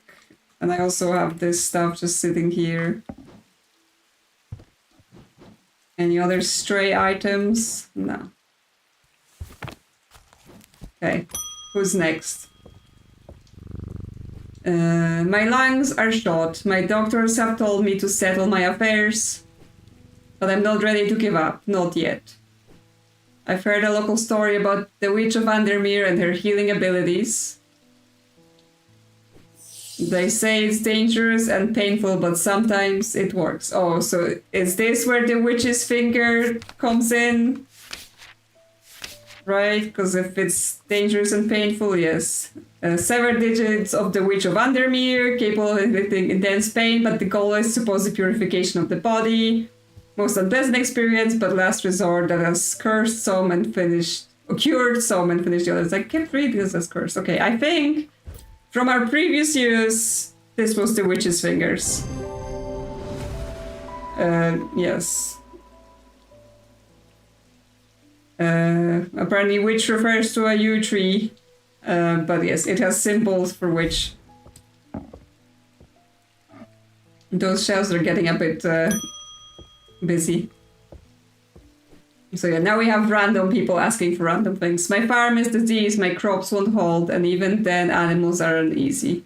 My old man says the air's angry. He says I should call upon Cortin for wisdom and blessing. Can you help? This land's all I've got. Well, I think, yes. I think it was referring to we should have visited it before. But, because I guess based on this, right, it says High Green Church, Home of the Witch. So I think it wanted us to take this clue, go to the church, learn that the yew tree is linked to the witches. But the thing is, I already kind of identify it as the witch's finger because I used it for one of the puzzles here that also needed it. So I was kind of like, I know that it's that already. Court's wisdom to heal the land. So we have the Corchena. Those are used to call on the guile and wisdom of the goddess Corchen. She is goddess of the air, creation and rebirth. It is maintained by some that these are not objects of power, but they exude an imposing aura that is hard to explain. Okay. Wisdom, air.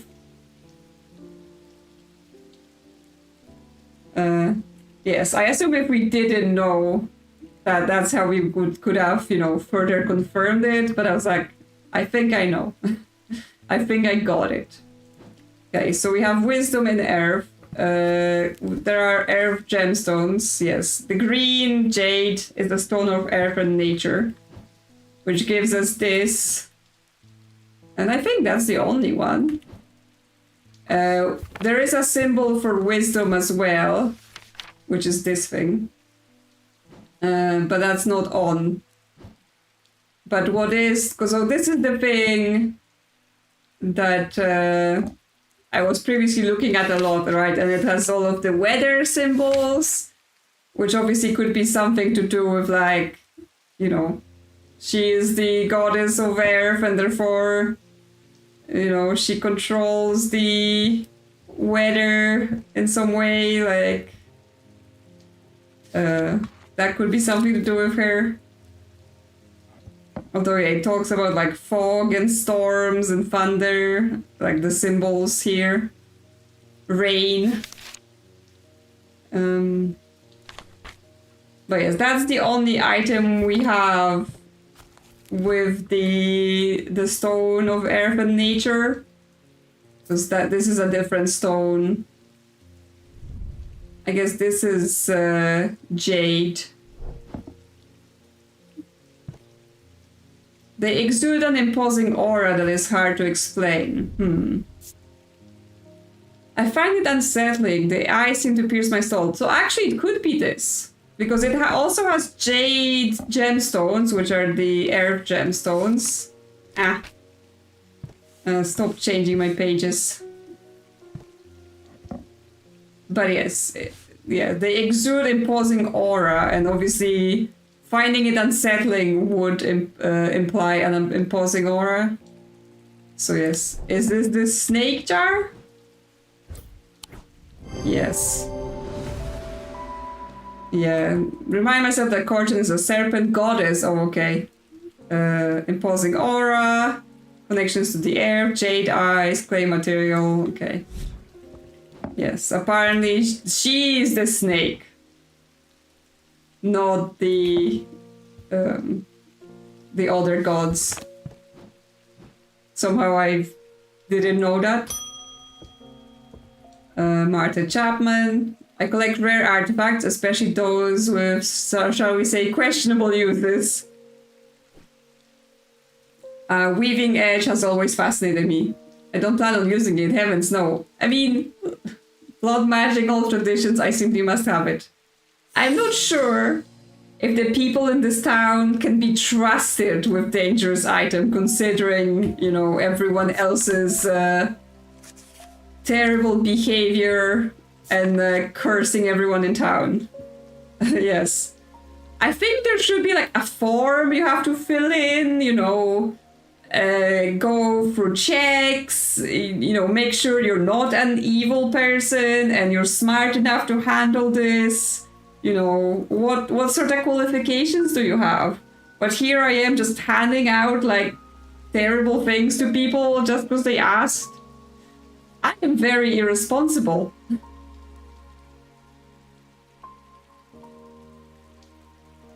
A weaving edge is used to enter the red night, a bloodthirsty state of mind. Tradition dictates that the handle should be made from the wood of a great oak. Okay, we have... yes, this thing is oak. And it's a handle made of oak, so that's an option. And I guess nothing else, so I think just because there's nothing else remaining, this is it. Yes, the handle is made of oak. Yes, it is.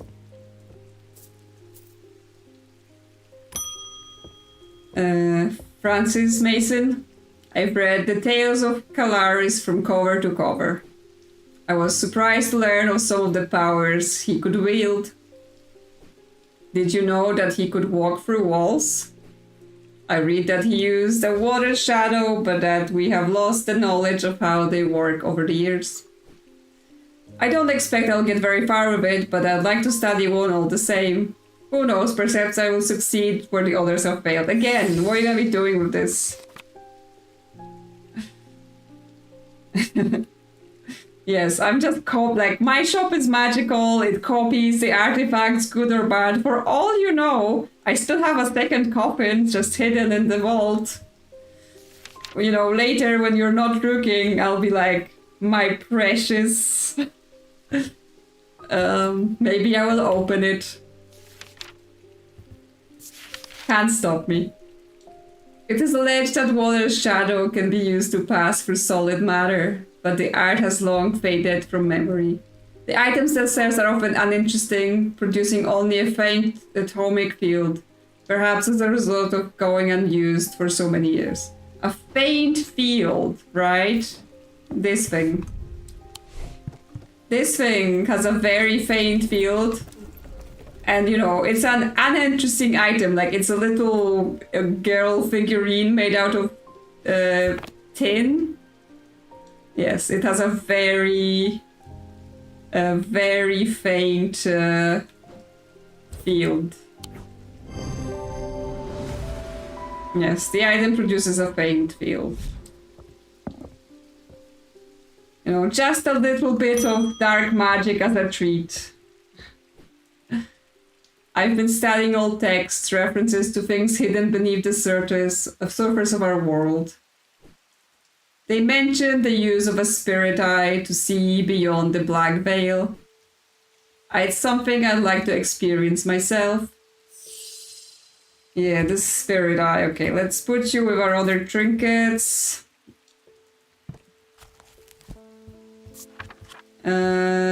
Spirit eye. There we go.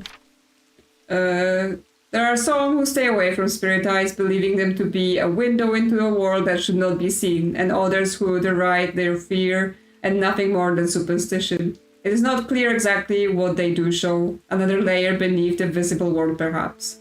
A layer that requires something more than the traditional senses to experience. They draw their power from the opposing symbols inscribed on them. Okay, so I immediately think this is it. And this is it for two reasons. A, it has this green stone malachite, which is the fourth eye, which we already know is, you know, stone of sight to see secret things. And again, we've been through this like 60 times by now. Heat on one side, cold on the other side, right? Opposing symbols. And the stone of sights. So, this is the spirit eye. Unidentified for so long. Yep.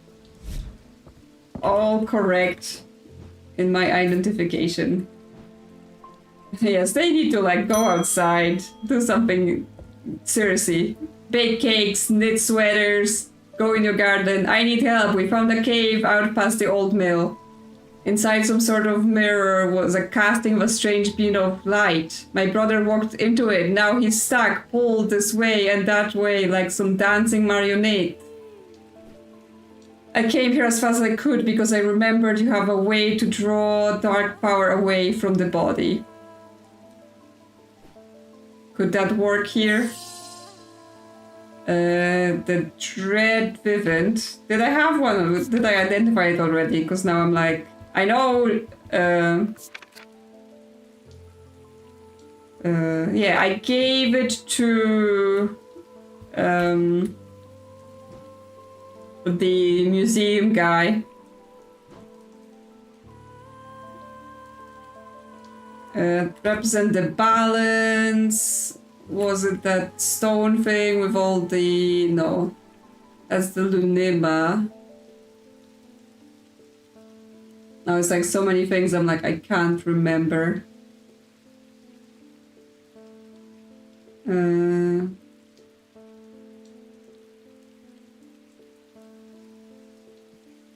There's too many things on those shelves. May have to just start using this side. Yeah, she had one at the end, which means yes, I gave it to him, but I'm like, what did I give him, right? I can't quite remember. Karnic Scandal. I'm like, I have to move some things because it's just too busy for me to be able to see. Because I'm like, you know, how many times are they gonna ask for the same stuff? So I just shove them around.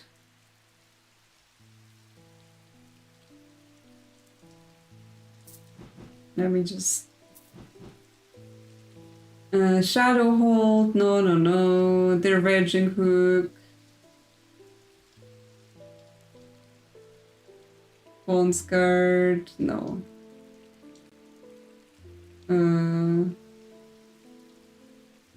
So yeah, it's one of those hanging things somewhere.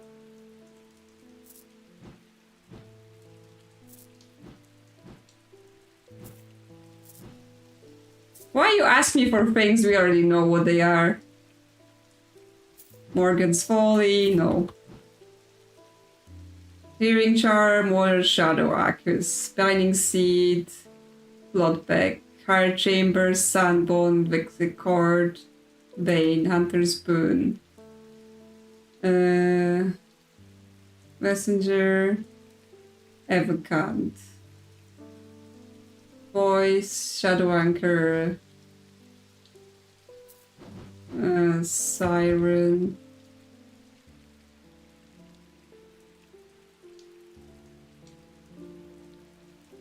or did I not know?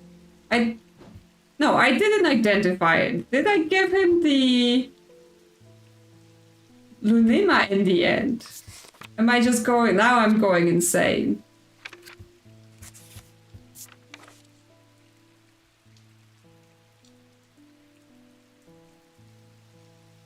Because yes, my Lunima is identified, but my Dread Viven is not. So did I, in the end, get confused? Because I thought I tried to give him the Dread Vivant to bring the artifact here, but I guess I got confused in the end and gave him the Lunima? But yes, then that means she had it from somewhere else, right? Because she couldn't have it from us, because we didn't actually... Yeah. Because I don't have it checked, but I have auto-labeling, right? So it would have been labeled if I did actually give it to him. So I guess I gave him the Lunima. I'm gonna have to... I'm gonna have to, like, rewatch the video and see where that went wrong.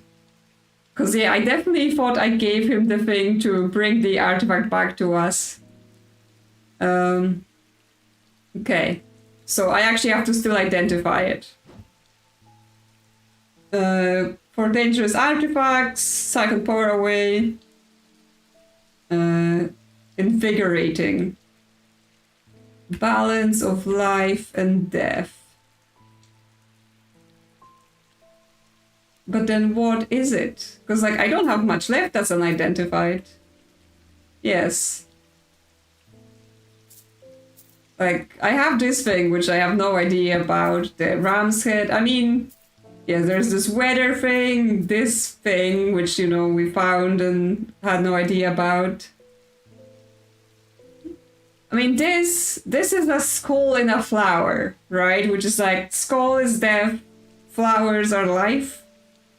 So that kind of feels the most life and death to me.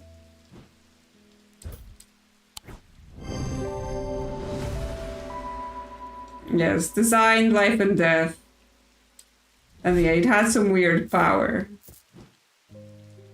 But yes, now I question my earlier choices. How did I end up giving him the wrong thing?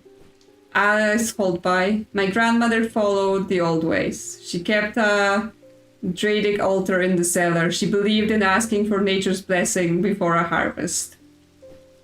I found a note about a ritual meant to bring abundance, but it needs an argle. Well, there you go, because I already worked it out. There seems like a place to find one. Yes. The argle, it's an earth pot. Right. Vessel of the earth. Here's a pot marked with earth symbols. Yes, symbols of the earth. Apparently also has a field. That's fine. Okay, Tommy.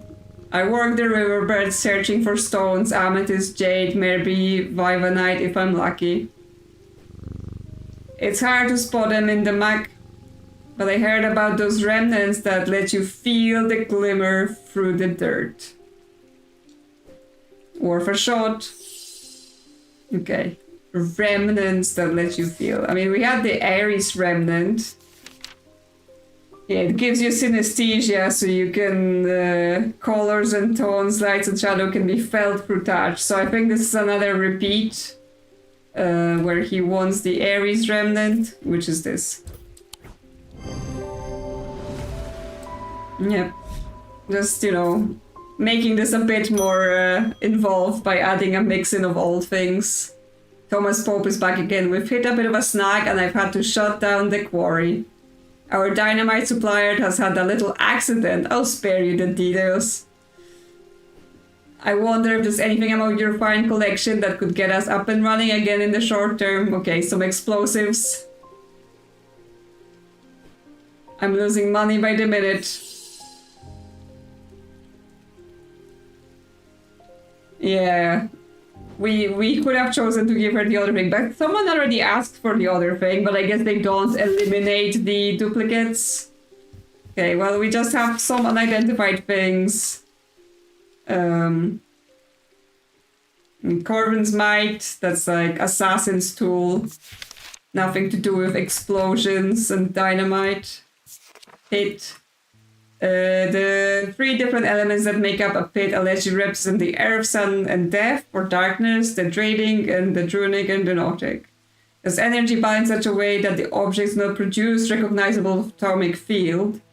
They can be directed to emit powerful vibrations capable of cracking solid rock. Okay, so this is the pit. Because this is the only item that I have that does not produce a field. And this says that they can be directed to emit powerful vibrations capable of cracking solid rock, which of course would be a replacement for dynamite. But you know, in my heart there is no replacement for throwing 50 dynamite at a problem and hoping it works.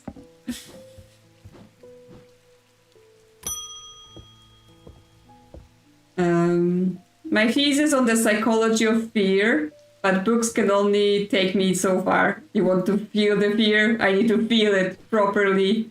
I'm sure you have something.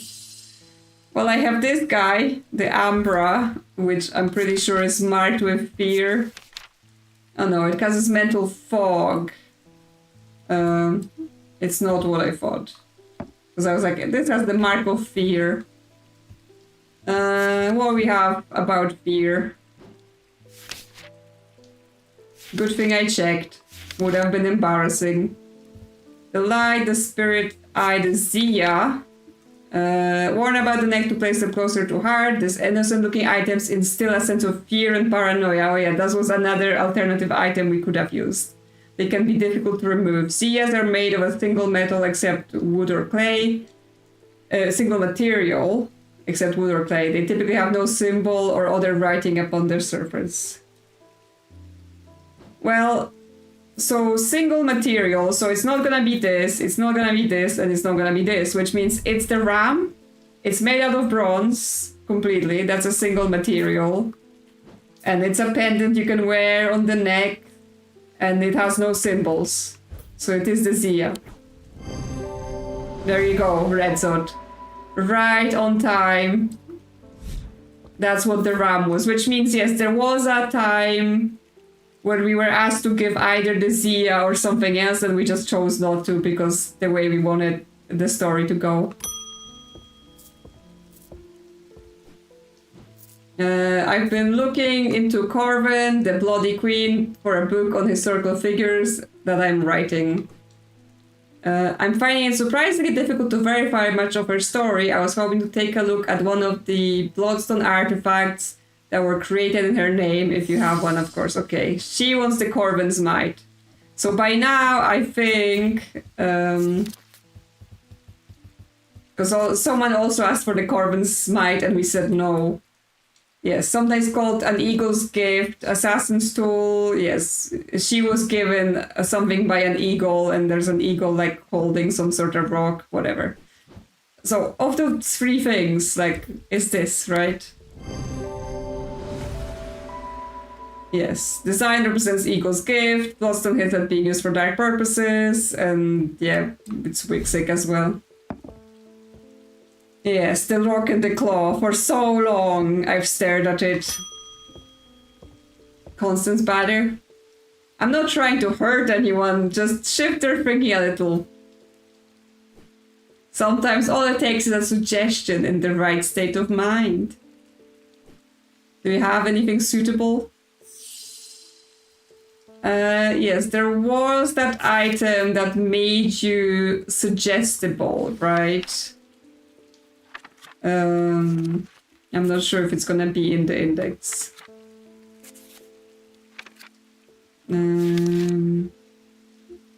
Storm, suggestibility, yeah. Morgan's Folly. Yes, the symbol that can be revealed, which was this little item with a flick opening here. Morgan's Folly. Because yeah, it has the right marking. Yes, the hidden symbol for hypnosis. So she's gonna go hypnotize someone. Jane Fairburn. My sons are out of control. Jail doesn't teach them anything. Years behind bars and they come back worse. I want them to feel the wrong they've done. Real penance so they might change their ways. Okay. There was also an item that was about remorse because we used it early on the woman that was stealing, and then she wanted to change her life. But again, it was like...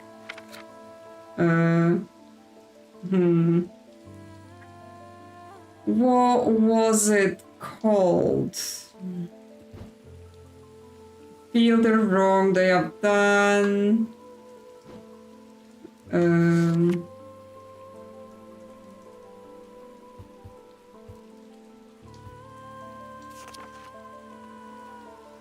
Yeah, guilt, shame, repentance. But like, obviously, what were the keywords on the thing? Guilt, binding seed. So yes, we're looking for the binding seed, which was the kind of stone wrapped in a thing. Where is it? Because I remember this. Yeah. It's like testing our knowledge as well from the game in the mean between all the identifying. My brother captains a small fishing vessel in Haverig.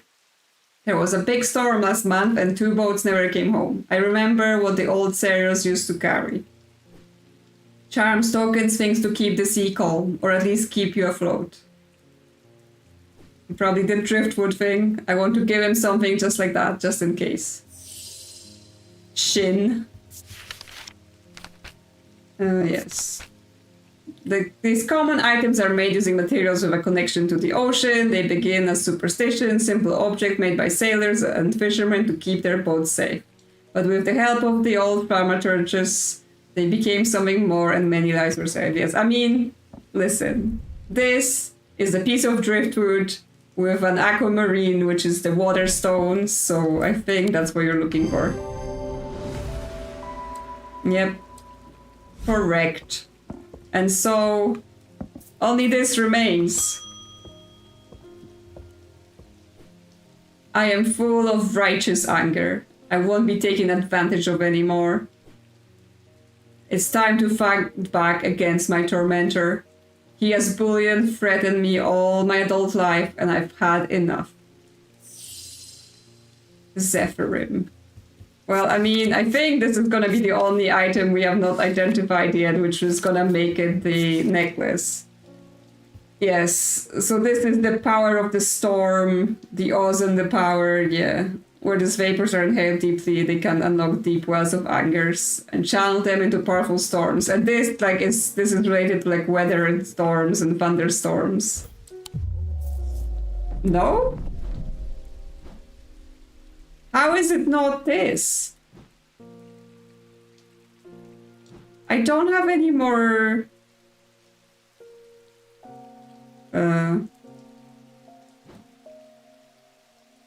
I don't have any more items. Right? This is my last unidentified item? Did I have one hidden somewhere that I don't know about?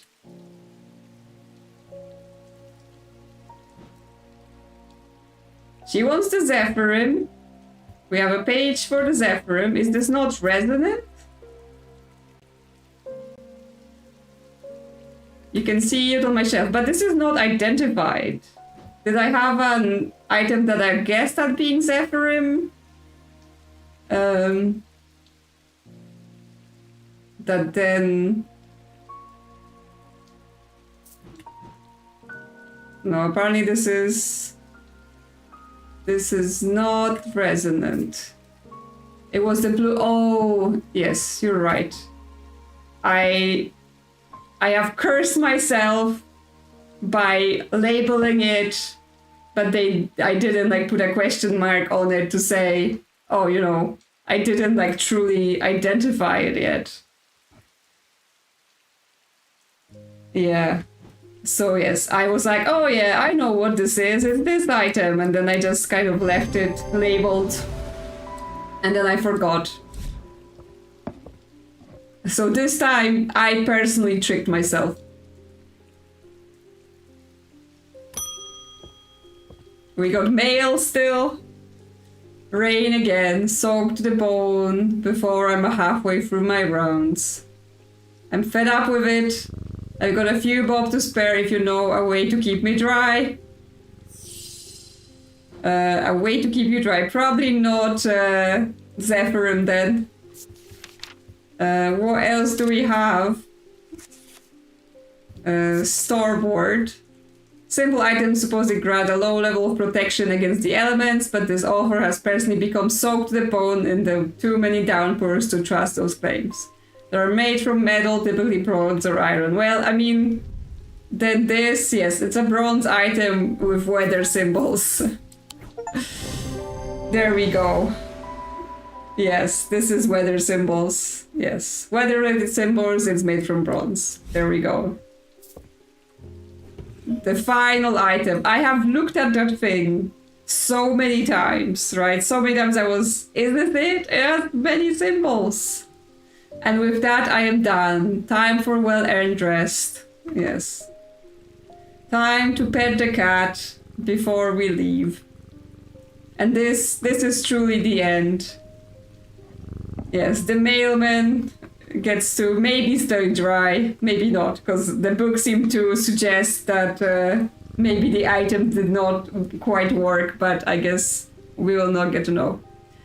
Yeah, so interestingly, that means based on the item identification, I didn't give the museum curator the item I wanted to give him, right? I somehow ended up giving him the item to protect him from the protect the area from the zombies instead of giving him the item to bring me the thing. So off stream, I'm gonna have a look into that, see what happened. But I'm not gonna like replay that whole end section. It would take too long, and it's already been almost 4 hours here. So, you know, we're not gonna do it. We got the ending we got. In the end, we still saved the town. It just some people had to die for it. You know, in the end, I am only the apprentice at this shop. I'm just helping here. They left me, the untrained person, to solve all of their problems. And this is how they pay for it. But yes, it was a really good game. So congrats to the developers for making such a big improvements to their title. And I'm looking forward to strange bakeries, strange bookshops, or whatever strange things they're gonna come up in the future. I'm sure it's all gonna be great. It's all gonna be good. Since the game is finished, there's not gonna be a stream tomorrow, right? Because we've done all of this. We're not gonna do any more. I am gonna pick something for next weekend to stream. I was hoping to stream the Arctic Awakening, but I've been reading the reviews for that game because it's like a mystery, story-driven mystery game. But apparently a lot of people are getting like soft logs and they have to restart the chapters and whatever, and obviously that loses time. So I may let that game sit for like, you know, when they fix it a bit more and then see how the reviews are and stuff like that. Strange Zoology, that could be interesting as well. So I think there were a couple other games that released recently. I think like there was something like Little Problems or something, which is kind of like idle detective game, except, you know, super low stakes and chill and stuff. So I may have a look at that or see what else is on my wish list. But yes, I will basically pick something by next weekend. And of course there will be a stream scheduled, so you will know what's coming. And yeah, and you know, as for videos, Quaint is finished now. If you haven't seen the last episode, it's up on the channel now, which means something new is coming next week. So watch out for that. And yes, thank you all for coming. Thank you all for chatting and all that. Thank you for everyone else hanging out on the stream. Thank you to all the members for supporting the channel. And yes, goodbye. And I will see you in the next video, in the next stream. Hope you all have a good week. Bye-bye.